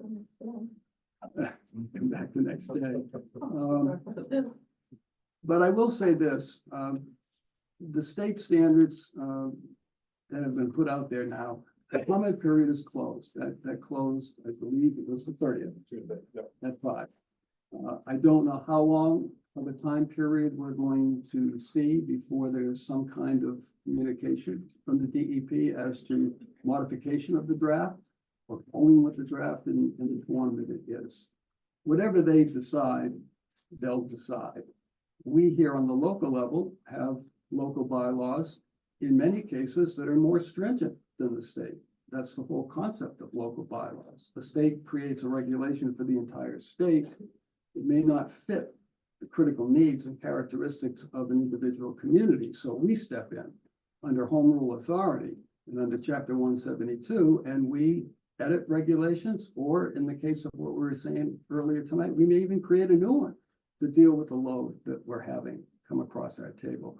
So I don't want to say I don't care what the state does. I do.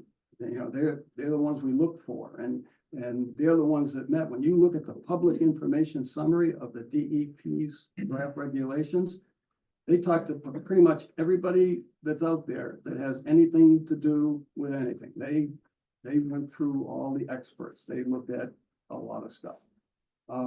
If we were to create a regulation 25 that was weaker than what we see in the draft language of the DEP, and that draft language becomes the accepted language, we'd be right back at the table again trying to figure it out, because you can't have a regulation weaker than a state law. So I believe the product that we have in some areas mimics exactly what the state is talking about. In other areas, it doesn't, because it's unique to the town of Mashpee. But again, I'm thoroughly familiar with it, as is Drew, as is Sandy, as is Alex. We've been banging heads with this thing now for over a year. And I would like for the rest of the commissioners to spend some time between now and May 9th and give it a read. Tear it apart. Don't think you're going to insult me or Drew or anybody. We tried to do our best with it, and Is there? Sarah, did you get an email copy of the draft for 25? I believe so. Yes, these are the revisions. Yes. Yes. Yep, I've got it So- right now. So you can see there's quite a bit there. Yes. So that's my train of thought, going into this, at least for the first time. And I'll open it up to commissioners for any questions, comments that you might have at this point. And then I'll go to the public for whatever comments they might have. Just for clarification, so the regulation 25 here, this is the existing regulation, Yeah. no one. This is the one, Okay, I just Yeah, wanted- this is the that's what I current. thought, I just wanted to clarify that's the that. current one that we use. Okay. And the one that says draft, with the comments on the side, that's the one that we're working on. The other one, the other question is, I know May 9th is pretty busy. Is this worth pushing off to the following meeting to give a little more time? Because I'm gonna be away for several days next week. I'll be here for May 9th, but What's some meeting. What is the meeting after? Third, I believe. Is there a, you know, because I'm sure the agenda for May 9th is pretty full right now, right? Oh, yes, yeah. Yeah, so- Yeah. So, can we just say, 23rd? And put it on there for. Yeah. We can certainly do that. We're under discussion, so, I'm more than willing to listen How to busy the is concerns the 23rd? commission has. So like it. So far. So that- So the 23rd is not bad, right? Not right now, usually starting next week, we start to get. Depending on how many Yeah, get off. right. May 9th. Right, yeah, well, that's what I wanted to say. I was gonna say, May 9th, we have 4 new applications, RDAs, and then the rest are continuances. Yeah, so the IDA should With any hope, that'll. clear a lot of that, right? Yeah. But yeah, usually Really we rare. start getting them in the same week that there's a hearing. It's usually what tends to happen. That would be my recommendation or my thought, Right. to May 23rd, give everybody enough time. Mhm. And I certainly like It's only to, May 9th is a week today. I would give Alex some more time to recover. I think she might be able to zoom in or something. Right. Yeah. Right. Sarah, how about you? Does that sound like an idea to wait to look at changes, edits that commissioners may have until we meet, not on the 9th, but the following meeting, 23rd, right? Yes. Yes.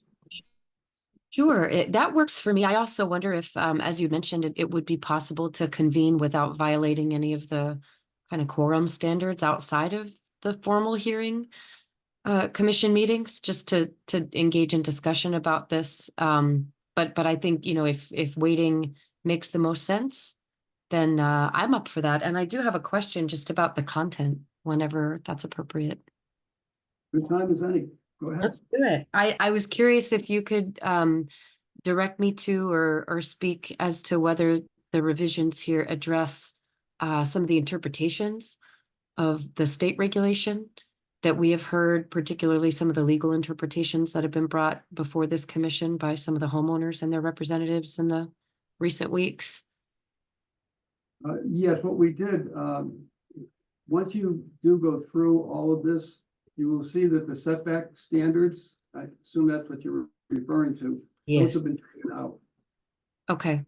They're completely removed, so that issue will no longer be an issue.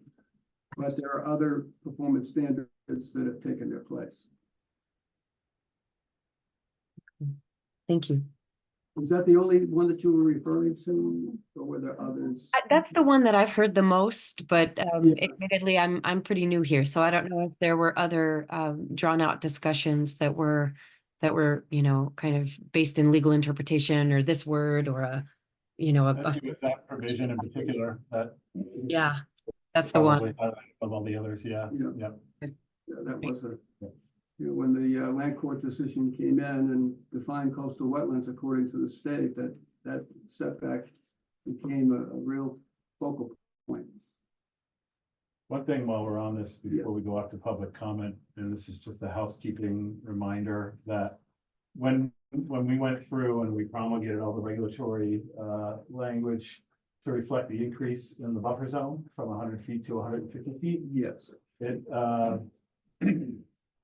caused some formatting changes for whatever reason. We're Numbers still and trying to letters, right. Figure out what happened, but it caused formatting changes to the entire regulation 25. And one small piece of the last page of regulation 29. So this was brought to my attention, and Steve, you had made some references, and I was like, everyone's flipping the page. No, that's four, that's 5. And so it was completely unintended. Yeah. It's been fixed. You all received an email with a full slate of I went through every regulation to make sure there weren't any other unintended formatting changes. And when I say formatting changes, I mean lettering, numbering, not content. The content was never changed. It was just a format, ABC 1, 2, 3. That's a sort of situation. So you each have punch holes for your binders, specifically the entirety of existing regulation 25 that you should replace what's in your binders currently with what we've just given you. And then the very last page of regulation 29, buffer zones and buffer strips, which has that chart about buffer zone widths. One minor change to that is just tear that page out and replace it with the one page that we've given you. And then we have revised and made a revised PDF of all the regulations back to the normal formatting, changing all the formatting errors in those 2 ways, posted it on our website, sent it out to all the consultants. So hopefully as many people as possible who, you know, have regular contact with the Conservation Department Commission are now informed that this was nothing more than a glorified typo and it has been fixed. So just so you're all aware, you've all been given copies and you just want to replace those in your binders. And I sent out the full slate of regs so that you can have an electronic version at your disposal if you want to bring in a computer to a meeting as opposed to the binder, like Paul does. So it's just your option. I didn't want you to think that you had to print out that whole thing. We were trying to conserve paper as much as possible, so let's write 25 on just the last page of 29. Yeah, no, she called and said, "Do I have to print out 100 and some?" I'm like, no, just those specific pages that we made the formatting corrections. We did have a hearing a couple of weeks back, and I referred to the setback as 9C1. Yeah, and it was referred to Attorney by looked at me like, applicants. "What's he talking about?" I said, "Well, the numbers It have was causing a changed lot of here." confusion. I didn't really pick up on it until I got contacted by Cape and Islands. They're like, "What are you guys doing with this formatting change? They thought we were trying to change the intent." And I'm like, no, this was just strictly formatting error and that's it. And it's been fixed. Yeah. So, yeah. So we're gonna stay with it as 7C. Yeah. C7. Yes, yeah, and you'll see, just in full disclosure, there's a couple of, you know, forthcoming applications where they cite the misformatted regulations. yeah. And I clarified that in my comments from May 9th. Hopefully after May 9th, everything will settle down and things will be back. to Things normal. never settle Yeah, Formatting changes Okay, any other questions or comments from commissioners? So you had your homework. We do. Former life, I was a teacher that was a stickler for homework, so. Are you gonna give me my homework that I Yeah. got when I was out? All right, Okay. Dan, No, I will. any comments that you would like to make before I ask? No, I gotta read over most of it. I've read over some of it already. So I just wanna read over all before I do. Yeah. Sure. All right, thank you. Okay, then I will go to the public. Nobody signed up, so I know, John, you said you wanted to Yeah, no, I speak appreciate first, that. so. Before I dive in, I would certainly say, I understand the issues around your agendas and I know we're gonna request some interaction with you guys, and certainly be very open to anything that streamline your efforts, our efforts. I know I've been to a few meetings, of late, and, I'm John Malloy, Waiting Place Road, Pompanesett. I'm here on behalf of PBA, Pompanesett Beach Association, and a working group that Pompanesett has put together, and there are other people here tonight, and I know a couple of those folks wanna talk. You know, Pompanesett's my happy place. I've been in Pompanesett, my wife's family's been in Pompanesett since 1948. So, you know, we understand the neighborhood well. Personally, from a personal perspective, I got a master's degree in engineering from MIT, got a strong technical and regulatory background. I understand regulations, I understand how they're put together, and I understand how they're supposed to work and be developed. And I think we can be a good partner in trying to work with these folks. Over the last 10 years, I've been on the board of Save Pompanesett Bay. I lead SPB's efforts to rebuild the spit, including whatever beach nourishment, channel dredging, etc. I'm the point person on the longer, wider, deeper channel project interfacing with the town. And I think we've been at that project for about 10 years. We're getting very close to getting permits.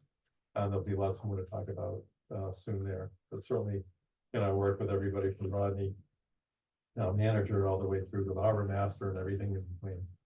And it's been a great team effort. We really had a fantastic experience working with the town. And quite honestly, we're hoping to replicate that here.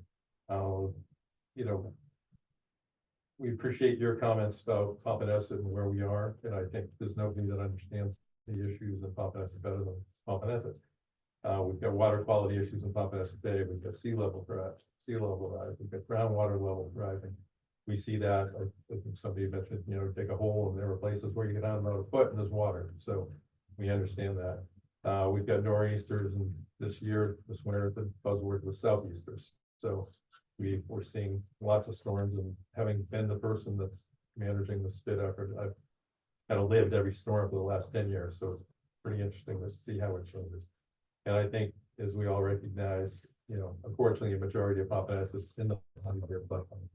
We have a lot of issues, we understand that, and that's a lot of reason why we're here. I think we all know that Mass DEP has been running their process, and that's been interesting to watch. I'm probably one of the only people on our side that's actually read 100+ pages and looked at the various regulations at a level of detail. And I know there are others like Alan Pop on our team who've done the same. But there's certainly a lot of detail in that regulation that addresses land subject to coastal storm flowage, but what happens if you're in the buffer? What happens if you're in the eaves velocity zone, et cetera? So there's a lot of very specific detail there. And I think in some cases that detail tends to be very helpful. We certainly appreciate everything that you're doing, the commission's doing, in trying to draft a new regulation 25. I think we've got a good understanding of just how hard that really is. And as I said, the breadth of the issues. We also know that regulation 25, when final, is going to have very far-reaching impacts on Mashpee and obviously on Pompanesett. It's going to change Pompanesett forever. We understand that. We've attempted to engage with Concom to start a conversation around this regulation since February, really for 3 particular goals. One, we want to discuss both your Concom and Poppy schools issues and the impact specific to the Pompanesett community. We want to have a dialogue. We've started having some great dialogue with the planning department, and that's quite honestly gone really well, and we're going to continue that. But we want to have that dialogue with you folks as well. we request that the Concom not pass a new regulation 25 until the Mass DEP has completed their process. We understand how technical these issues are. We understand kind of what's embedded in creating those regulations. There's just a massive amount of knowledge, experience that's going into those state regs.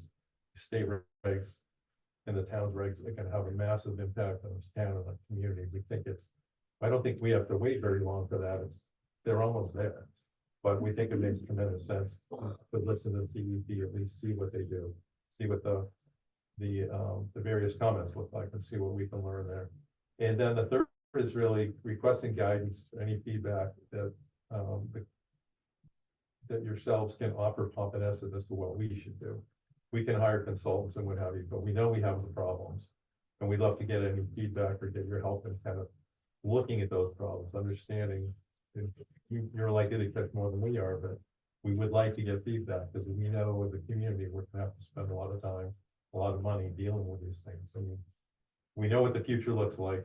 It's got those real issues, and we're asking for help from the Conservation Commission and planning and others, but we would like to see some feedback, some interaction there. You know, the bottom line is we need to get it right for Mashpee, for Pompanesett. We don't want any do-overs there. There's a few thoughts. I know that we don't want to get into details on the regulations. We're not here to certainly to do that. But we think there are things that make sense that we'd like to see in the regulation. You know, we'd like to see it preserve the character of our neighborhood as best we can. We'd like to see the regulation maintain some flexibility, but clearly define what can and can't be done in the floodplain and the buffer zones. Just watching some of the hearings, I think the tighter the regulations are, the more specificity there is on some of this. It really helps streamline what people apply for, how to go about some of it, figuring out what they can and can't do before they even show up. But I think a little more detail would certainly help there. We'd like to see it contain provisions so that folks know what can and can't be done as of right versus needing a waiver or ZBA approvals. We'd like it to include provisions that allow folks to make reasonable modifications to their homes so people can retire here without requiring a raise and replace.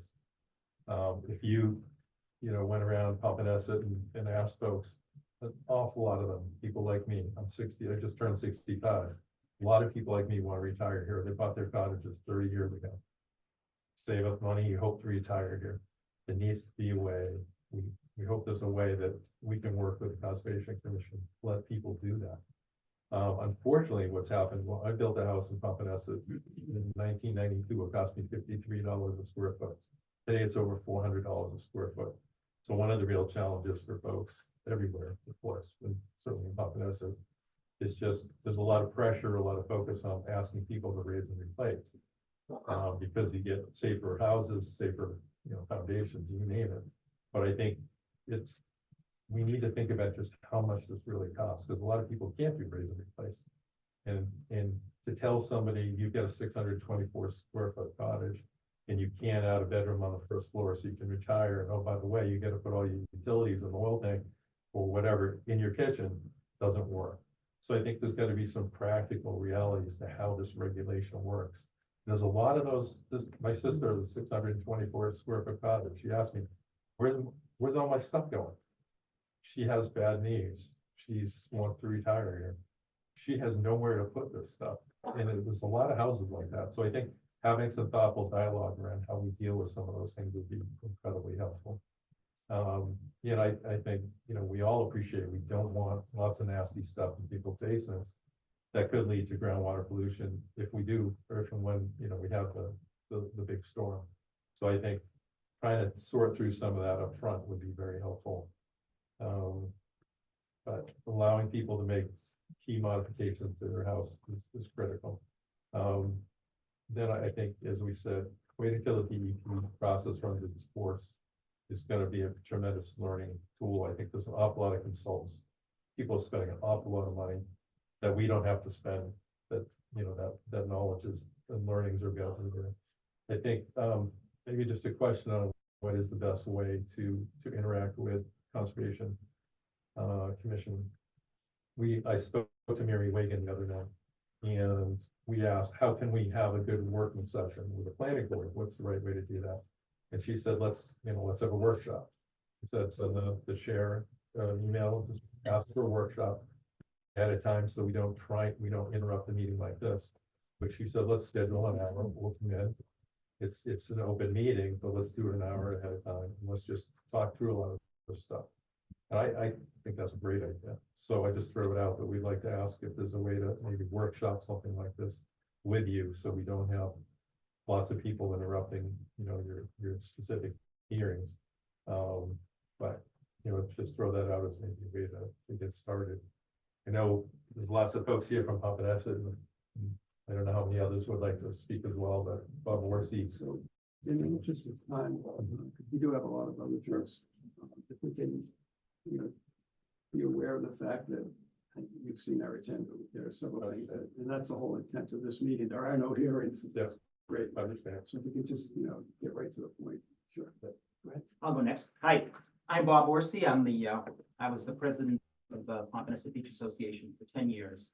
And you guys have given me a little PTSD tonight. I was in my prior life a zoning and land use attorney. I did open space work, environmental work. I was a selectman in Millis. I chaired the finance committee in Millis. I was on the planning board in Millis. I dealt with water issues. I dealt with water sharing agreements with neighboring towns. I know a lot of the issues you guys are facing with this. We've had 4 community meetings to try to figure out what it is we want to do with this. And what I want to stress is we want to work together with you to get to a result. We really do. We want to have a process where there's a workshop, we'll work with you. I want to be succinct, and I don't want to repeat anything that John said, but in particular, I think it's important to me. I kept track. We've heard the word DEP 12 times so far tonight.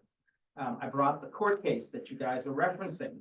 The Wetlands Protection Act defines a multitude of wetlands areas, which are amplified by the regulations developed by the Department of Environmental Protection. Land subject to coastal storm flowage specifically defined in the DEP regulations at 310 CMR.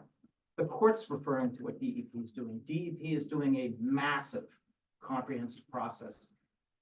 When Tim Gilday asked me to get involved with this, I started calling a lot of my environmental attorney friends, engineers who are dealing with the DEP wetland specialists, and everyone said, those guys are the experts. They're doing all this legwork. We're waiting to see what they come up with before we all comment on it. I've talked to a couple of other Conservation Commission chairmen that I know who all said we're in this waiting mode to see how these comments get filtered through DEP. The message I want to bring to you tonight on behalf of my community is we really want to be involved. I mean, what John said about our community, we're fully built out. We really are. I don't know of any lots in Pompanesett that are left to be developed. It's all a matter of incremental change that's going to happen as house by house and improvement is done. So we're a pretty unique community in that sense. I would urge you guys to wait to adopt something until the DEP has had a chance to weigh in. You are absolutely right that you are entitled to be more strict than DEP, but you should also be grounded in what the experts are going to be saying on this. I don't know what they're going to come out with. You guys don't know. None of the people who are commenting know. So we should be using this time, this next couple of months. Let's work with each other and find out what's important to Pompanesett, what's important to Monomoskoye, what's important up in Secaucet. What are the critical issues for each of these neighborhoods? So we can come to a nice flexible set of regulations that accomplishes what I know your goals are, but at the same time allowing people, I've been in Pompanesett, I hate to say this, 59 years. I'm worried about the homeowners who have been there a long time that don't have a lot of money, who are looking to do a small scale addition, who it's been pretty clear to us, it's sort of the direction they're getting pushed in is build a new house, or quite frankly, if you can't afford to do it, sell to someone who can, or sell to someone who can fight. We don't want that result. We love the people we've had as our neighbors for these decades. We want to be able to let everyone have a chance to do what they need to do. And we're willing to work with you on that. And I'll stop there. Thank you. Thank you. Yep. Someone else? I'll go briefly. I'm Alan Clapp, part of the working group as well. I live in Kilaway in Pompanesett. Uniquely, I'm a professional civil engineer that's in land development for a long time. I'm recently retired. Mostly, I'll offer my assistance, with the working group and try to work through some of the issues that I know that we've been collecting a lot of data on. But I think not to belabor anything that's been presented, but I think the main issue is a plea to please wait until DEP, not is promulgated, but they're vetting the entire residential, real estate development community has been commenting an extra 2 months there beyond the previous 2 months. They're gonna react to that, and then the public's gonna react to their comments. So it hasn't been vetted at all, and I think most people that read what they're proposing, that may be where things are getting slanted, is just taking what DEP is proposing. But the real estate community is responding to that, so we have to, I think, we need to wait and evaluate those reactions and see what's going on. And then, as Bob noted, you folks can clearly make this stricter later, but I think you need that base in place first before moving on. And I think when I read through the DEP regs, I think they focused an awful lot on velocity zones and the minimum wave action zones. I think that was their focus. I think that was what they were talking about with Storm Sandy and Katrina and things, the channelization and those type of things. Much, much less so to the floodplains, at least in what I was seeing in state review. I mean, that was just my initial take. Again, it's way too much document to digest. But clearly, the velocity zone is a major issue. We don't ever disagree with that. But I think there's room to work in floodplains on how that gets interpreted and what you can do there. That's it. I'd like to say something. My name is Joe Johnston, and I'd like to say I'm speaking for the little guy. I'm a property asset owner with my wife. We bought 35 years. We somehow convinced the bank that we could get that mortgage. You know, we're working 60 to 70 hours a week. We're not wealthy people. We're at a stage of our life right now that, okay, this might be a great place for us to retire. I mentioned the other day at a meeting that we had our new grandchild, our little grandchild, and their dog. And I wanted to put them on the second floor that we don't have. We want to build a modest home. Our home was built with paper walls, like many of the homes in Providence. So we've made some small improvements, just nothing structural, just to keep the roof in place, things of that sort. For 35 years, we've been paying our taxes here. We've been supporting water services in this community, and we've been glad to do it. Probably the big service that we've used is the library, something we really love, but we've continued to pay our services and pay their fees all along. And then we hear, shame on me, for the first time, preparing one of these meetings, not knowing what's going on. But I thank John and Bob and Alan for bringing our community together and saying, there's some stuff going on here that's really going to affect you. And there's talk about, you know, you're not going to be able to put on the second floor. You're not what? You're not going to be able to put on the second floor. We're doing all this stuff. You know, when we first bought our home, we were told, I told the bank, we're not in a floodplain. You know, this was back in the HVAC age. So we couldn't go online, and I ran down to FEMA, and I was able to show a map. We're not in it. And then recently, John Boy says, you know what, dude, you better check out this map again, because I think you might be. And then I look at my son-in-law, who was a civil engineer with a master's degree and on a Concom commission in another community, tells me, you know what, on the Mass Coastal Flood Risk Model, you might be at 500-year point. Now, we are a quarter of a mile from the closest body of water that is handmade. It's a stream of water that probably has a rise and back down of tidal of maybe a couple feet. I'm like, how is this affecting us? And I look around the community and I look at these massive homes that have been built on postage stamp type lots. And I look at, they have pools and they're like 10 feet from the water. And we're looking to just build a modest home. And then I've been to these community meetings that John Allen and Bob put together. And I hear from them the efforts they've made to reach out, to have a communication, have some conversation with you folks. And at the beginning of this meeting, I heard from you, welcome. But they haven't been welcome. They haven't been brought to the table. When I'm hearing about the number of experts, and I learned more about engineering and all this other stuff that I might not have to do with. But I'm hearing this, and I'm hearing about all the experts that are commenting. Doesn't it make sense? See what you folks have to say. See what you folks have to say, and don't box me out of my family out of what we think we'd like to build a modest point. So at an early meeting, Bob mentioned, you know, I'm thinking about the little guy, and I like to think I'm one of those little guys.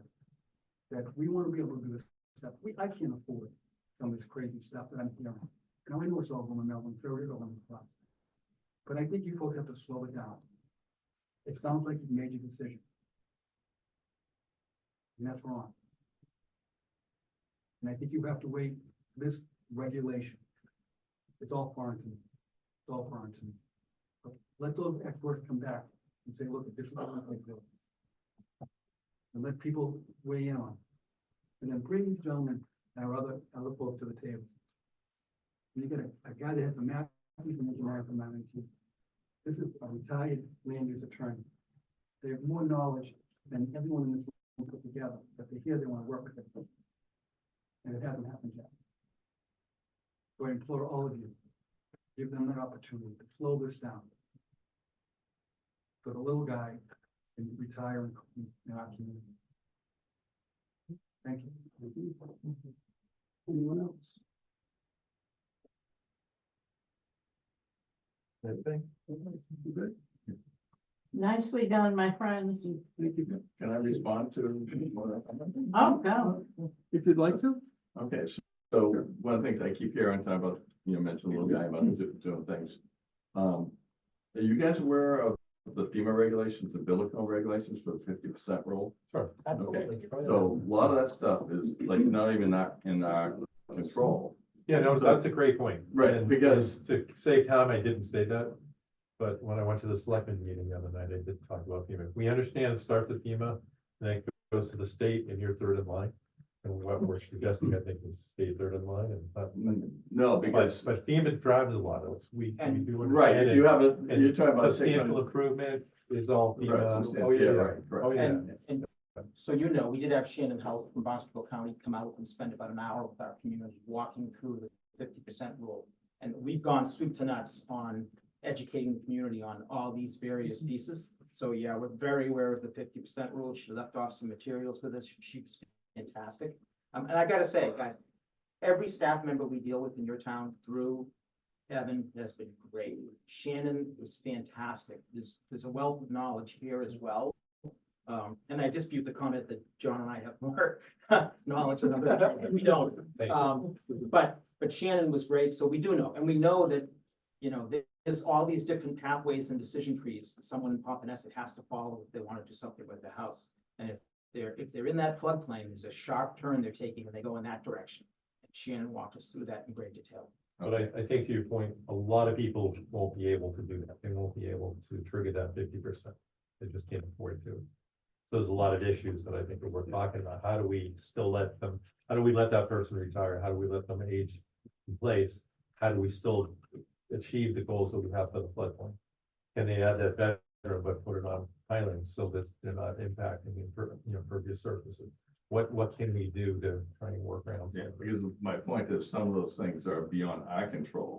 Understand. So on a 620 square foot cottage, that cottage might only be worth $80,000, and you can only do 40,000 before you have to bring it up to codes and regulations, and that's hardly anything to build construction that we have no control over. Sure. So, yeah.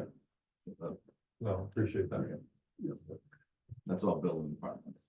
Mhm. and building Yeah, no, code. I know you guys. No, we had a job like that several months back, and you pointed it out. Have you done the math on this? Right. They did. Okay, then we're gonna move on with the rest of our updates. Thank you very much. Thank you all for Thank coming. you. Really appreciate it. You'll be, have more ears than you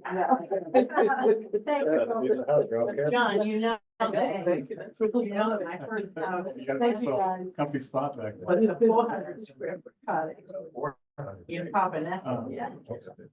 I have, They, PowerPoint. they existed. On the screen, main screen. Thank you, Bob. Thank Okay, thanks. All right, let's move down to the updates that we have listed here on our agenda. Try and get through these as quickly as we can. Yeah, I'll go through them. I have, yeah, PowerPoint. No, go to, files. Yeah. Oh, okay, You can know. Snuck in? Without a All ticket. right, I'll kind of go through these. I just put up some visuals and just to understand, some of these projects have already been permitted, some of them haven't, so I've included like snippets of plans that are just conceptual. So we're not gonna get into like any permitting discussion. It's really just overview of what some of the major projects in town. So first one, dealing with the Red Brick Road culvert. I'm sure most of the commissioners are familiar with this. This is a failed culvert situation. The town line between Falmouth and Mashpee runs right through the center of Red Brook. There's Red Brook right here, kind of in a naturalized state, leads out to Hamlin Pond. And this is no longer, this was a flooded cranberry bog. It's no longer flooded because the culvert failed and all this water leached out. Which is actually a good thing. Yeah. So what you see here now is kind of like a wetland type of situation. There's the culvert here, and that's the downstream side of the culvert, just the opposite side of the road from that shot right there. If you want to go to the next slide, just scroll down. You're slow tonight. It's late. So this is just the draft plan of what Horsley Witten Group has been hired to do the planning and permitting stages for this project. And this is kind of like just the main approach is to put a box culvert under here and replace the pipe culvert with a box culvert. They don't know really, they're kind of guessing that the concrete structure probably got undermined, and that's what caused all the water to leach out. It upset a number of homeowners, obviously, who had a waterfront view, but it was really a flooded bog. And it had been that way for decades. So some people who moved in the neighborhood assumed it was a pond, but the reality is it was a flooded bog, and water quality issues were pretty horrible in there because of the impounded water. So next. Yeah, just you got to scroll because it's PDF. Just another view of where the box culvert is going to go underneath the road, and I think the road elevation is going to be raised up a little bit. And this is all going to come to you for permitting, but it's in the stages now to get. Let me share. Huh? How deep is that? How deep is what? Oh, Where you've got the. Yeah, Sorry, Sarah. how deep is? how deep is, the actual culvert where you're gonna put that, what is that? What do I refer to it as? So, the road is elevation 6, and it goes down. Yeah. It's like elevation 1. down Yeah, and 0, yeah, about 6 foot. 6 feet. But is that the plan? Is Yeah. that no? Yeah. So what I said in the onset is that these are just snippets of plans that you were going to see. Oh, in the okay, future. okay. So I don't want to get bogged down in like the These- details. Rejected. Yeah, these are conceptual draft plans. Yeah. What's that? Don't bog us down. I'm sorry, I've got a shot. Next one. Scroll down, please. So one of the things that the town is looking to do, both towns, this, on the left-hand side, this blue highlighted area here, this is all the association land associated with Seabrook Shores and Seabrook Village Association. So these are the fringe wetlands on the outside of Red Brook that ultimately the town would like to either inherit, acquire in some way, or get an easement. Because ultimately, once the culvert work is done, and the culvert is strictly between the two towns, the towns own the road layout. There's no community involvement as far as ownership of where the culvert is. However, once the box culvert is installed, and you have a free-flowing Red Brook again, the next step is to try and do some wetland restoration here. And so to either acquire or get permission to use these association lands, which can't be developed anyway because they're wetlands, freshwater wetlands, is to try to acquire these association lands, and by them becoming municipal lands, it opens us up to more grant opportunities for restoration. So that's the goal. Same thing highlighted on the Falmouth side, as far as all of these fringe kind of association lands associated with the subdivision on each side of Red Brook. So there's Red Brook in the middle, that's Falmouth side. Red Brook in the middle here, that's the Mashpee side, just the two highlighted areas. So next Drew, slide. can I interrupt just for a second on Yeah. that slide? Can you come back? Yeah. Between what we are interested in with Seabrook Village and what Falmouth would be interested in, I don't know the name. I don't know the name of the, yeah. Have we had any official discussions with these people, or? There have been some, yeah, there's been discussions with each of, we have contacts of association heads for each.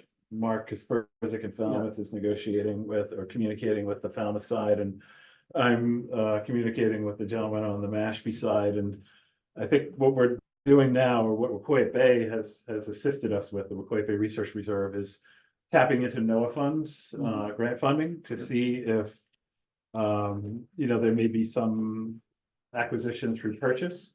But I think that the best way, and I've been trying to kind of, massage this with correspondence with the association leaders, is, you taking this land off their tax roll and donating it to us. Because there's no sense in doing a financial transaction for land that can't be developed no matter what. Right. So it's gonna take a little bit of a process. They just, once the culvert is done, this was a kind of, this is a pretty jarring event to folks who got used to having a flooded bog or a water body. Visible, so when it drained out, there was a lot of pushback from the community saying, you need to fix this, you need to reestablish a water body, you need to do this, and that, and so, and they've come around now to kind of understand that turning this back into a natural stream is really the best thing for all considered. And it's gonna be beautiful, and it's gonna attract lots of wildlife, and you're gonna really love it once it's done. So that's part of the whole process of convincing them that, acquiring these lands will give us more flexibility with grant money, and we can pursue this, and you will be very happy with the outcome, as opposed to, a stagnant flood bog that you've been looking at for years. But, aesthetics are what they are, and people were very used to seeing that, so it was a very upsetting event that happened. But since that time, which has been a few years now, they've started to come to end. So The that's good. smell's gone. Yeah, yeah, exactly. Yeah, next one. So now we have the Upper Quashnet River and Bog area. This is Johns Pond, northern end of Johns Pond. Sorry for the blurry image, but this circle right here, this is the Upper Quashnet, where the river comes out from Johns Pond in this direction and then runs right through the middle of these bogs.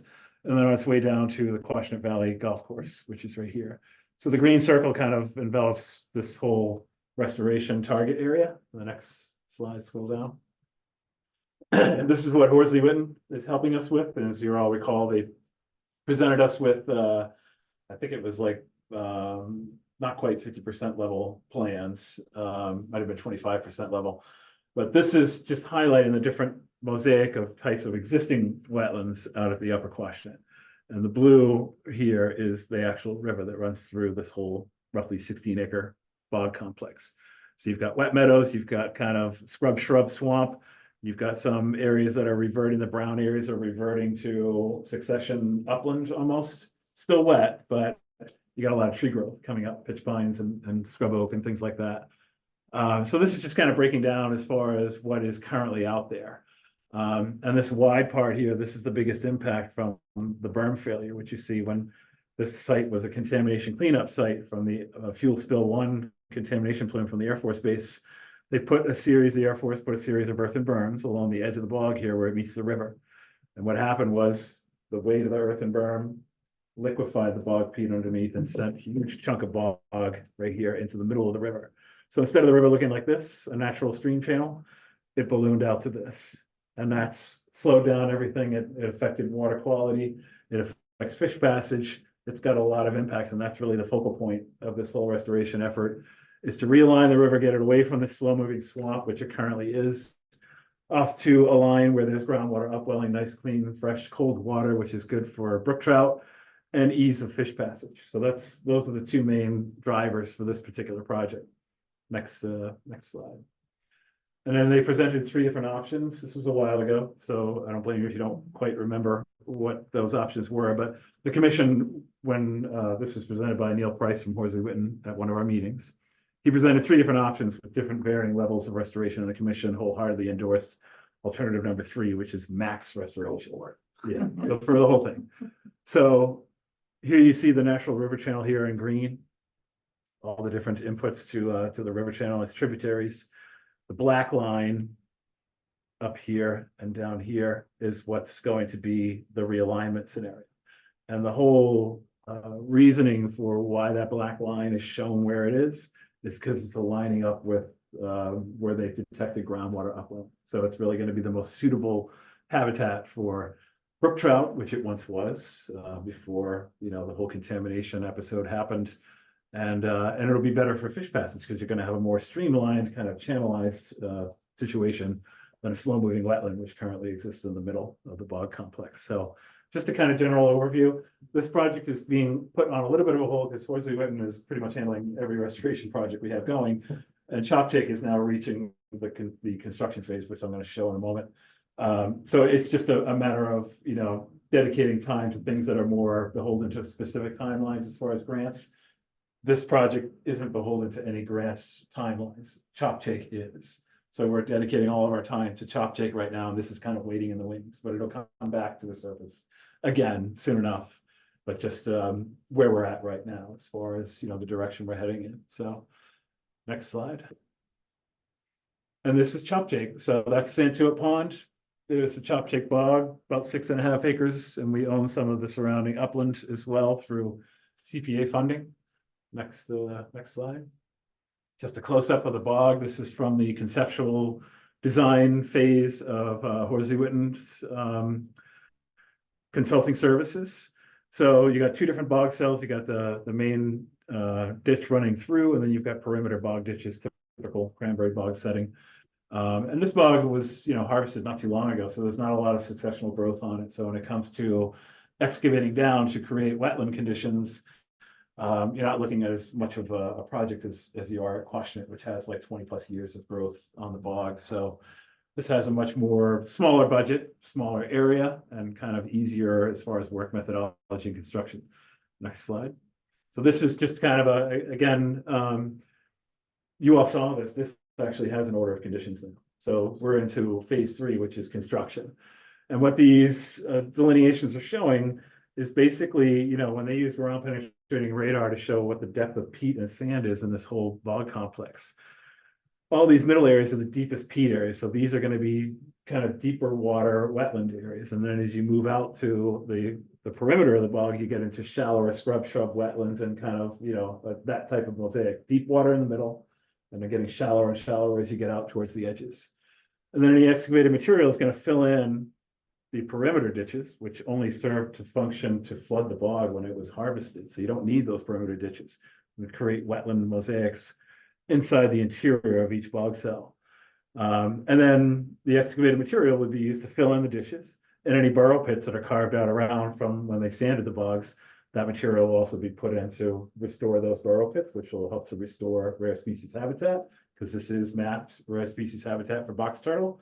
So all things considered, this is going to be a really great project. It's a small project, but it's 100% grant funded. We got roughly $550,000 from Division of Fish and Wildlife to carry this through, and now we're in the final phase of construction, which you'll all be, notified about once we have things going in that phase. So, next slide. The perpetual thorn in the side of my existence, Santuit Pond Dam. So, working with NRCS on this project to come up with a solution to what is currently a really bad situation as far as this photo really captures it well. This isn't even during a peak flow time. And you can see all the white coloration here. That just goes to show you the force of the water coming from one pool to the next on down to the bottom of the fish ladder. Picture yourself as a fish trying to get through these little weir notches when you've got this much swirling turbulence coming from one pool to the next. They're constantly blown off course. They get washed back down into the river. There've been some seasonal amendments to the ladder done by marine fisheries that has helped improve fish passage, but this ladder was poorly designed. I'm not an engineer, but I can tell by going out there multiple times and seeing literally hundreds of fish get washed down into the river repeatedly on a relatively new structure tells me it wasn't designed correctly. And through, various communication with marine fisheries and other engineers, that conclusion is now confirmed. So next slide down. These are different alternatives that NRCS has presented currently. We're in a conceptual kind of phase right now. Doing something next to the existing ladder to provide fish passage, or these kind of very roundabout ways to accommodate fish passage, and leaving the existing structure to control water level only as a spillway, not as fish passage. So these will be different scenarios to accommodate just fish passage, and the existing structure would be for lake level, for water control. Next slide. We've arrived at this one so far conceptually. This looks like the best one, and it's what's called a nature-like fishway. You can scroll down. So a nature-like fishway is basically just like it sounds. It's trying to mimic a natural stream from its design elements, construction methodology, everything, so that you don't really need to manage it as much as an engineered structure like this. And it's going to dissipate that turbulence energy based on calculations that are way above my pay grade. And kind of recreate a natural channel. It's man-made, but it's going to have natural characteristics. So this is the one we're looking at as the primary option. The thing we need to work out first and foremost is that this is all mapped as archaeologically sensitive area for the tribe. So we need to make sure that there's no issues with putting in a new structure in that area. Next slide. Yeah. Just another look at what the concept is. So here's Santuit Pond, and you would have these kind of stone baffles all the way around. It's instead of a straight shot right here through this engineered structure, which is causing massive turbulence issues and fish passage issues, much more chance to dissipate the flow here and accommodate nice, smooth fish passage. Next slide. And then just some more graphics just up close to see, you know, conceptually what it's going to look like. So it'll start at a roundabout way going around and then entering right below the spillway here. So this would be a way for fish to get up and back from the pond every year. Because right now, and it's a prolific run. I mean, if we had counters, you know, out there as frequently as we do over at the Mashpee River, this would probably be one of the highest numbers of any fish run on the Cape, or even southeastern Massachusetts. It is busy. So definitely a high priority. And we're hoping that, you know, once we arrive on a final design, which I'm hoping is this one, working with the tribe, getting their input, getting everybody on the same page, and getting to the permitting phase and then construction, because this can't happen soon enough. It's just, it's tragic watching so many fish come up the river and having so many problems ascending into their spawning grounds. So How long do you think it will take to get from concept to? well, speed of government, as they say. Yeah. So, yeah, I'm hoping 2 years max, if everything goes according to plan, and we can continue to move forward where we are now, at the current pace, which is it's a good pace. So 2 years, fingers Yeah. crossed, would be ideal. Probably longer, but Yeah. that's optimistic. So Johns Pond, back to Johns Pond again. This is the Johns Pond fish ladder location. Here, there's the Quashnet Bog, that blurry blob there. And sorry, the blurriness of the image, but this is where the fish ladder is adjacent to the town beach. So next slide. A lot of problems with this one. NRCS, another funded project from NRCS. You've got a lot of just kind of unconsolidated mess here in the channel leading into the fish ladder. It's boulders, it's pieces of vinyl bulkhead. It's just a mess. And it's been like that for a long time. It's still, the channel is still, you know, accommodating fish passage. So this image here is this channel leading in, and there's the fish ladder on one side and the spillway on the other. Fish ladder, spillway. So it's a water level control device and it's fish passage. And what's happening here is you get a lot of sand input from both sides here when it rains. The prevailing winds sending sediment into this channel, and we have to have DPW come in every year and excavate sand out because it just fills in constantly. It's a horrible location for a river outlet to begin, you know, for the beginning of the Quashnet River.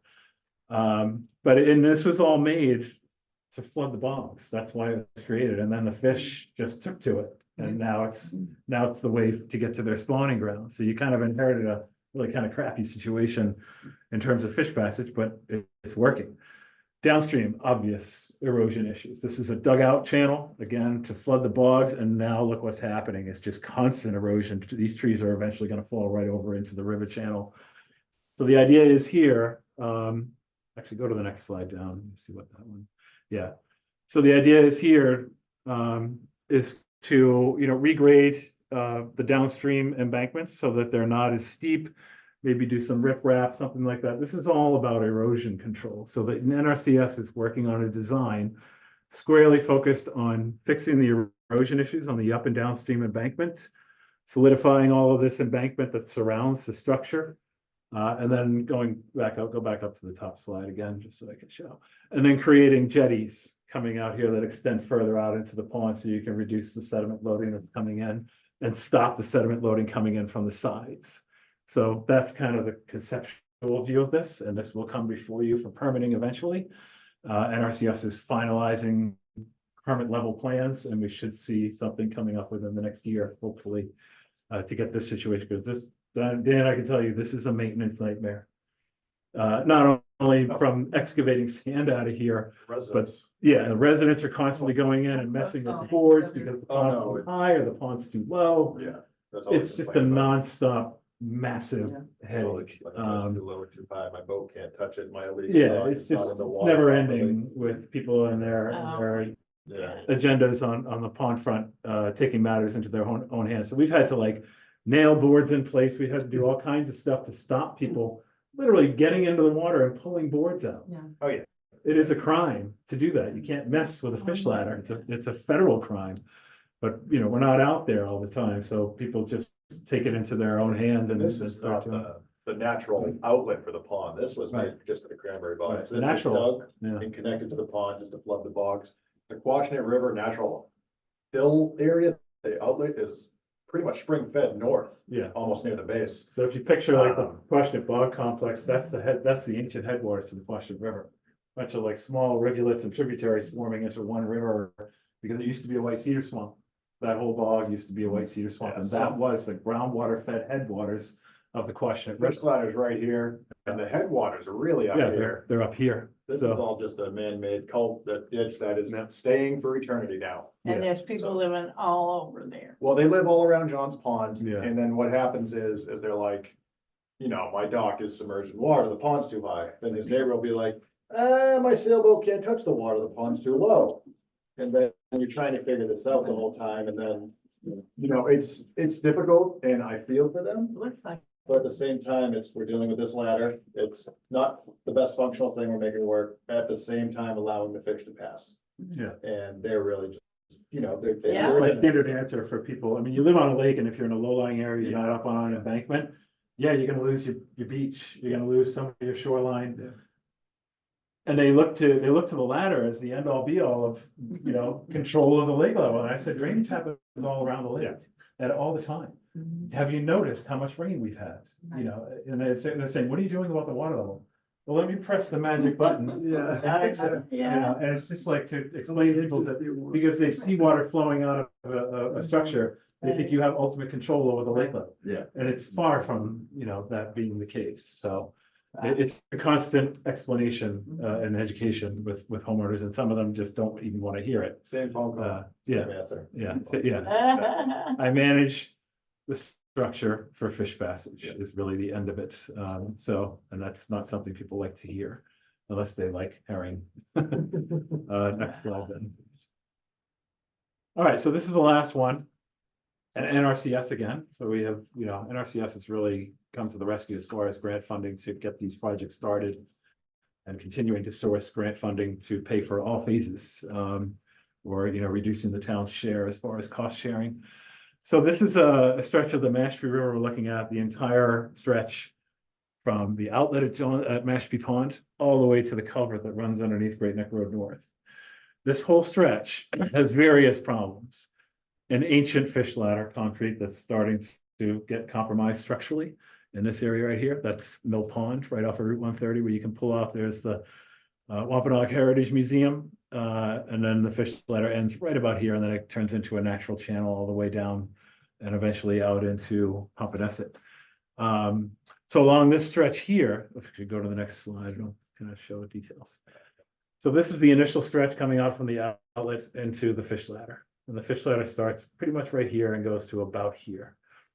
Between here and where the river becomes a channel again, it's just open water. It's just Mill Pond. And what happens is when the herring come out of the fish ladder here, they can't really detect a discernible flow. Once they get up to this channel, the flow is stronger.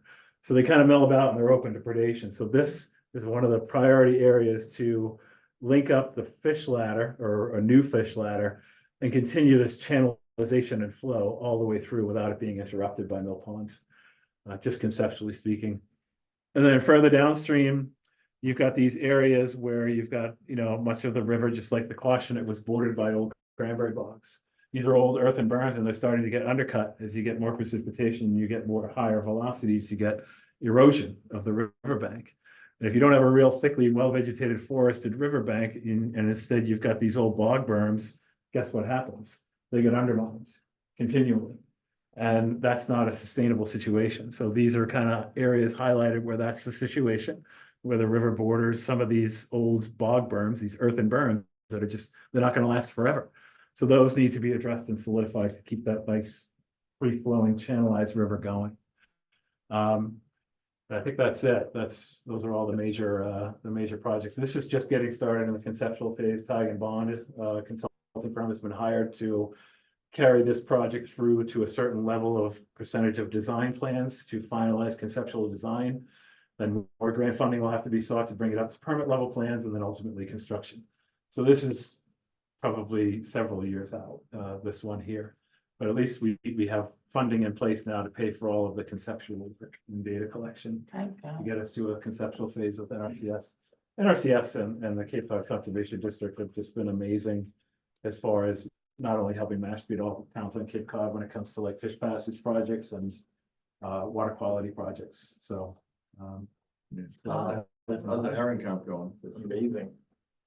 So we have the most in the Cape right now, so in 1 month, off the charts numbers this year. yeah, in 1 month of counting. So far, there was 4,600 just the Mashpee River alone. 300 and something at Santuit, but the Santuit one, take it with a grain of salt, because that was before they put the amendments in. We have not got the recorded numbers yet after the amendments, and I can say wholeheartedly, it is 10 times more. With the Wow. amendments. And you can go there right now, Yep. and you can see hundreds of fish That's so going cool. up the ladder. Yeah. And you will see some getting caught on bricks and then flapping to get down. But the point is, you can see them like clouds of smoke in the water popping up, going up the ladder. Making it. To the point where today I was there for about 5 hours.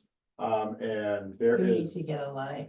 thank you. That is a life. And, yeah. I yeah, know, that's- I know. That's my jam. That is your life, that's your. That's where I jam. habituate, so it's kind of nice, you know? So, yeah, there was cormorants in the ladder.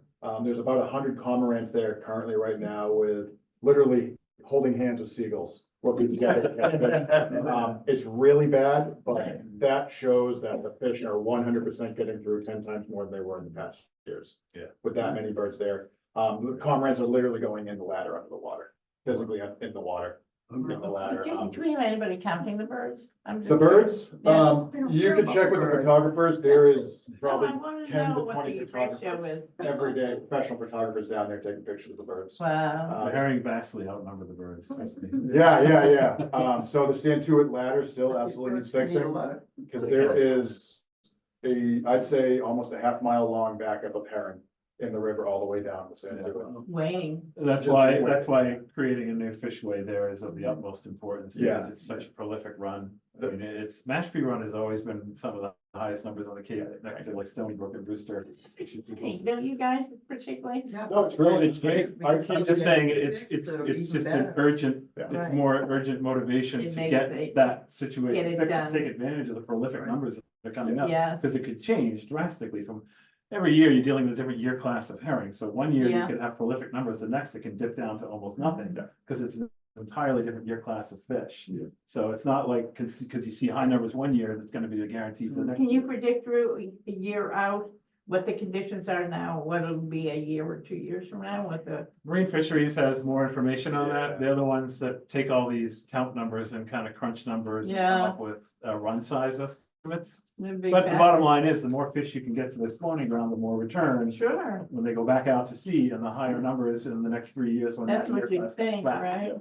But the 3 year, the three years is the number I hear Yeah. recently, nothing to corroborate that. There's no data, nothing to say this fish is coming every 3 years, and this one is, because. But it just seems It to, just seems Work. that every 3 years, numbers tend to be a little higher. yeah. This year, they're extraordinarily higher. Yeah. Which is great, but it does need some incentive to it, especially because there's so many osprey, cormorants, and seagulls at the ladder that the blue herring gave up. And they are now a quarter mile down the river, just sitting in an elbow of the river. No. As a group, just picking them off. Yeah. They have separated themselves because there's too much bird activity, far too much. Yeah. So it is a concern, but, the amendments to the ladder have helped, and hopefully whatever they install for the Mother ladder. nature at work, Yes. my God. As I say, if you like birds and you hate fish, this is your jam. So that's what I tell people. But yeah, and then the Quashnet is higher as well. But that one, the numbers aren't extraordinarily higher, but that's also, I only have 4 volunteers max doing that one. That one doesn't get as much visitation. Yeah, From counters, it gets more visitation for people who are not counters. wow. So What's the bird activity up at Mill Pond like? I know last Insane. year- Pretty rigorous. Right now, it's unreal. Yeah. Seagulls, so Mill Pond has a sedimentation issue, so there's basically an island about 2 inches deep in the middle. Stand there, yeah. The seagulls are just standing there in herds, and I do mean like flocks, I mean, and they're just. They they're having- smoking cigarettes on the corner. Oh, yeah, and they are enjoying it. The ospreys are We still did there. put, So- we had volunteers, America put woody debris along the edge of Mill Pond here where it Yes. meets the entrance, fish ladder entrance to Mill Pond, so it provides cover. Channel them out, yeah. Herring to get underneath so they're not picked off Clever. immediately, because they'll wait in a top pool by the dozens. And they won't ascend into Mill Pond because all the predators waiting for them. They know it. So putting in woody debris here in the water allows them to get underneath Oh, and make their way, once they hit the channel, you got a lot of branches and cover the predators can't get into anymore. But in here, this open area, it's open season. So tonight's nothing that good. Some night, I would love to be able to pick the branch. How the herring? No, inherently, don't go there. That's because the prey are a little too predominant. Yeah, they have fantastic eyesight at Santuit River. Is it So eyesight, do you They think? must, because I can get within 15 feet They of go the to water fish school. and they will jump out of the water. Oh, To get Really? away, and then they'll make this I like that. semicircle moon. where you are. So Wow. they are aware. But my comment to anything like that is always nature is far more miraculous than. Yeah. Any metric. can Well, I measure. wonder if So they that's have, just you how it know, goes. who knows? How much is that whole project estimated to cost? Well, I mean, the budget for that Tig and Bond has to work with from NRCS is $300,000 for the data collection. Mm-hmm. It's gonna be in the millions when it comes to Wow. actual construction. And that's. So you're talking about replacing an entire Yeah, right, ladder and then yeah. doing various fixes along the naturalized portion, so. Yeah, it's gonna be big money, and it'll probably be broken up into phases just to Yeah. make it more Well, cost. that was a great update, you guys. Yeah, good job, guys. Yeah, Really? we don't get the time for them. No, Yeah. I know. And that's more for Mashpee, there will be more coming because the river is massive and every Yeah. section has an issue. Yeah. The culvert at 28 is the biggest Yeah. issue, but that's state owned. so Yeah. That's another issue. So that's something that's been being looked into. That's it. Thank you, guys. Okay, we don't have any correspondence or communication, additional topics? Oh. No, I thought I had. one thing I will just say before we put this on the May 9th, is that Dan and I are going on vacation in the same week in early July. Oh. We're gonna request that the July 11th meeting be canceled. Yeah. it's My daughter's having it out. Yeah. Okay, so that works No, out for you at least. But it also means you're Well, I gonna was tell us gonna that come to the August, meeting, the but- August meeting is gonna go to Do you 2 want AM. that on next week for a vote? We can put it out, if it's okay with you, we Yes, can put it on the yes, agenda let's do for a vote. Yeah. And you just reminded me, I got a call from, the You chair of needed it. select board, and he was asking about the letters of interest that we got back in March for people that, still Oh, interested in coming on. Yeah, to the there was commission. one There was one gentleman, guy that said he didn't live. yeah, and I told him that, I said, you have to be a tax paying, Yeah. this has to be your primary residence. He said he understood, and I never heard from him again. I The said- other gentleman I do have to reach out I to. said to John, I said, I know one guy, he sent his letter, that he's, I didn't live here. I said, the other guy, I think was on Monomoskoye, but I Yeah. it just slipped through the cracks, but I Yeah. told him I'd put it on the agenda for the next meeting. So that as well. Yeah, Okay. so that one should go on. I forget the guy's name, Yeah, but I believe he was on. Richard Saul. So, yes. Is that it? Yeah. Will we have to have a makeup meeting for the July 11th or just? No, it'll just be, yeah. So I had a question, update on the appealed applications. I know we had 2 site visits down Monomoskoye, Yes. and one came back saying that they're gonna refer it back to us. and Yeah, that you got, want it was clarification. part of like it's like That a was form letter that, and I had it changed actually, because I was pretty adamant about it. I'm like, this is very misleading. It's already been established that bylaw jurisdiction has been, no longer applies. Therefore, why do you have it that the work can't proceed until an order of conditions is issued under the bylaw? So the attorney for DEP, at my request, removed it from the superseding order, because it was just confusing. Right. Not that I wanted to remove any reference, if there was a chance the bylaw would apply, I'd be all in favor of it, but it didn't. It's already been vetted out and decided that the bylaw doesn't apply, so to have that language in there is just very misleading, and I wanted it removed, so. And what about the other one that was? So they have submitted for what is it, 190? Yeah, 190, Monomoskoye. They submitted an appeal under the bylaw. Really? I have forwarded that on to town council, Okay. and no court date has been set yet, it's just been a file. Okay. That goes to Barnstable? It goes to Barnstable Yeah. Superior, yeah, Okay. yeah, any appeal under the bylaw goes to appeal. That's the first one we've had, well, since I. The first one. A long time. Yeah, yeah, Yeah. When was the last one? Back in the nineties? yeah. Not for me. That's when you were a child, when you were graduating from eighth grade? I'll make a motion to adjourn. That's so, second, whatever. No discussion. Good quarterly meeting. Good way to start. Wasn't it? Yeah. Hi, Sarah. I thought it was too. Sarah, thank you for sticking in there. Oh, really good. Fine. Thank you. Night. I know they're way too much. Right, like, Thank you, I appreciate it. Too quick. parochial tried. schools too. I feel, I Got a program. talking everything. You did. References, but I feel like Oh. they should be, but So, answer them in this. Your so that grandfather would have everyone beat you knows within that a everyone stick. knows, right? grandfather? If you did You correct just said, the thank you, person. this is writing you. first. Oh, yeah, if I am person? Yeah. No, he was a World War II vet, so yeah, he was physical, to Aww. say the least. All right, do I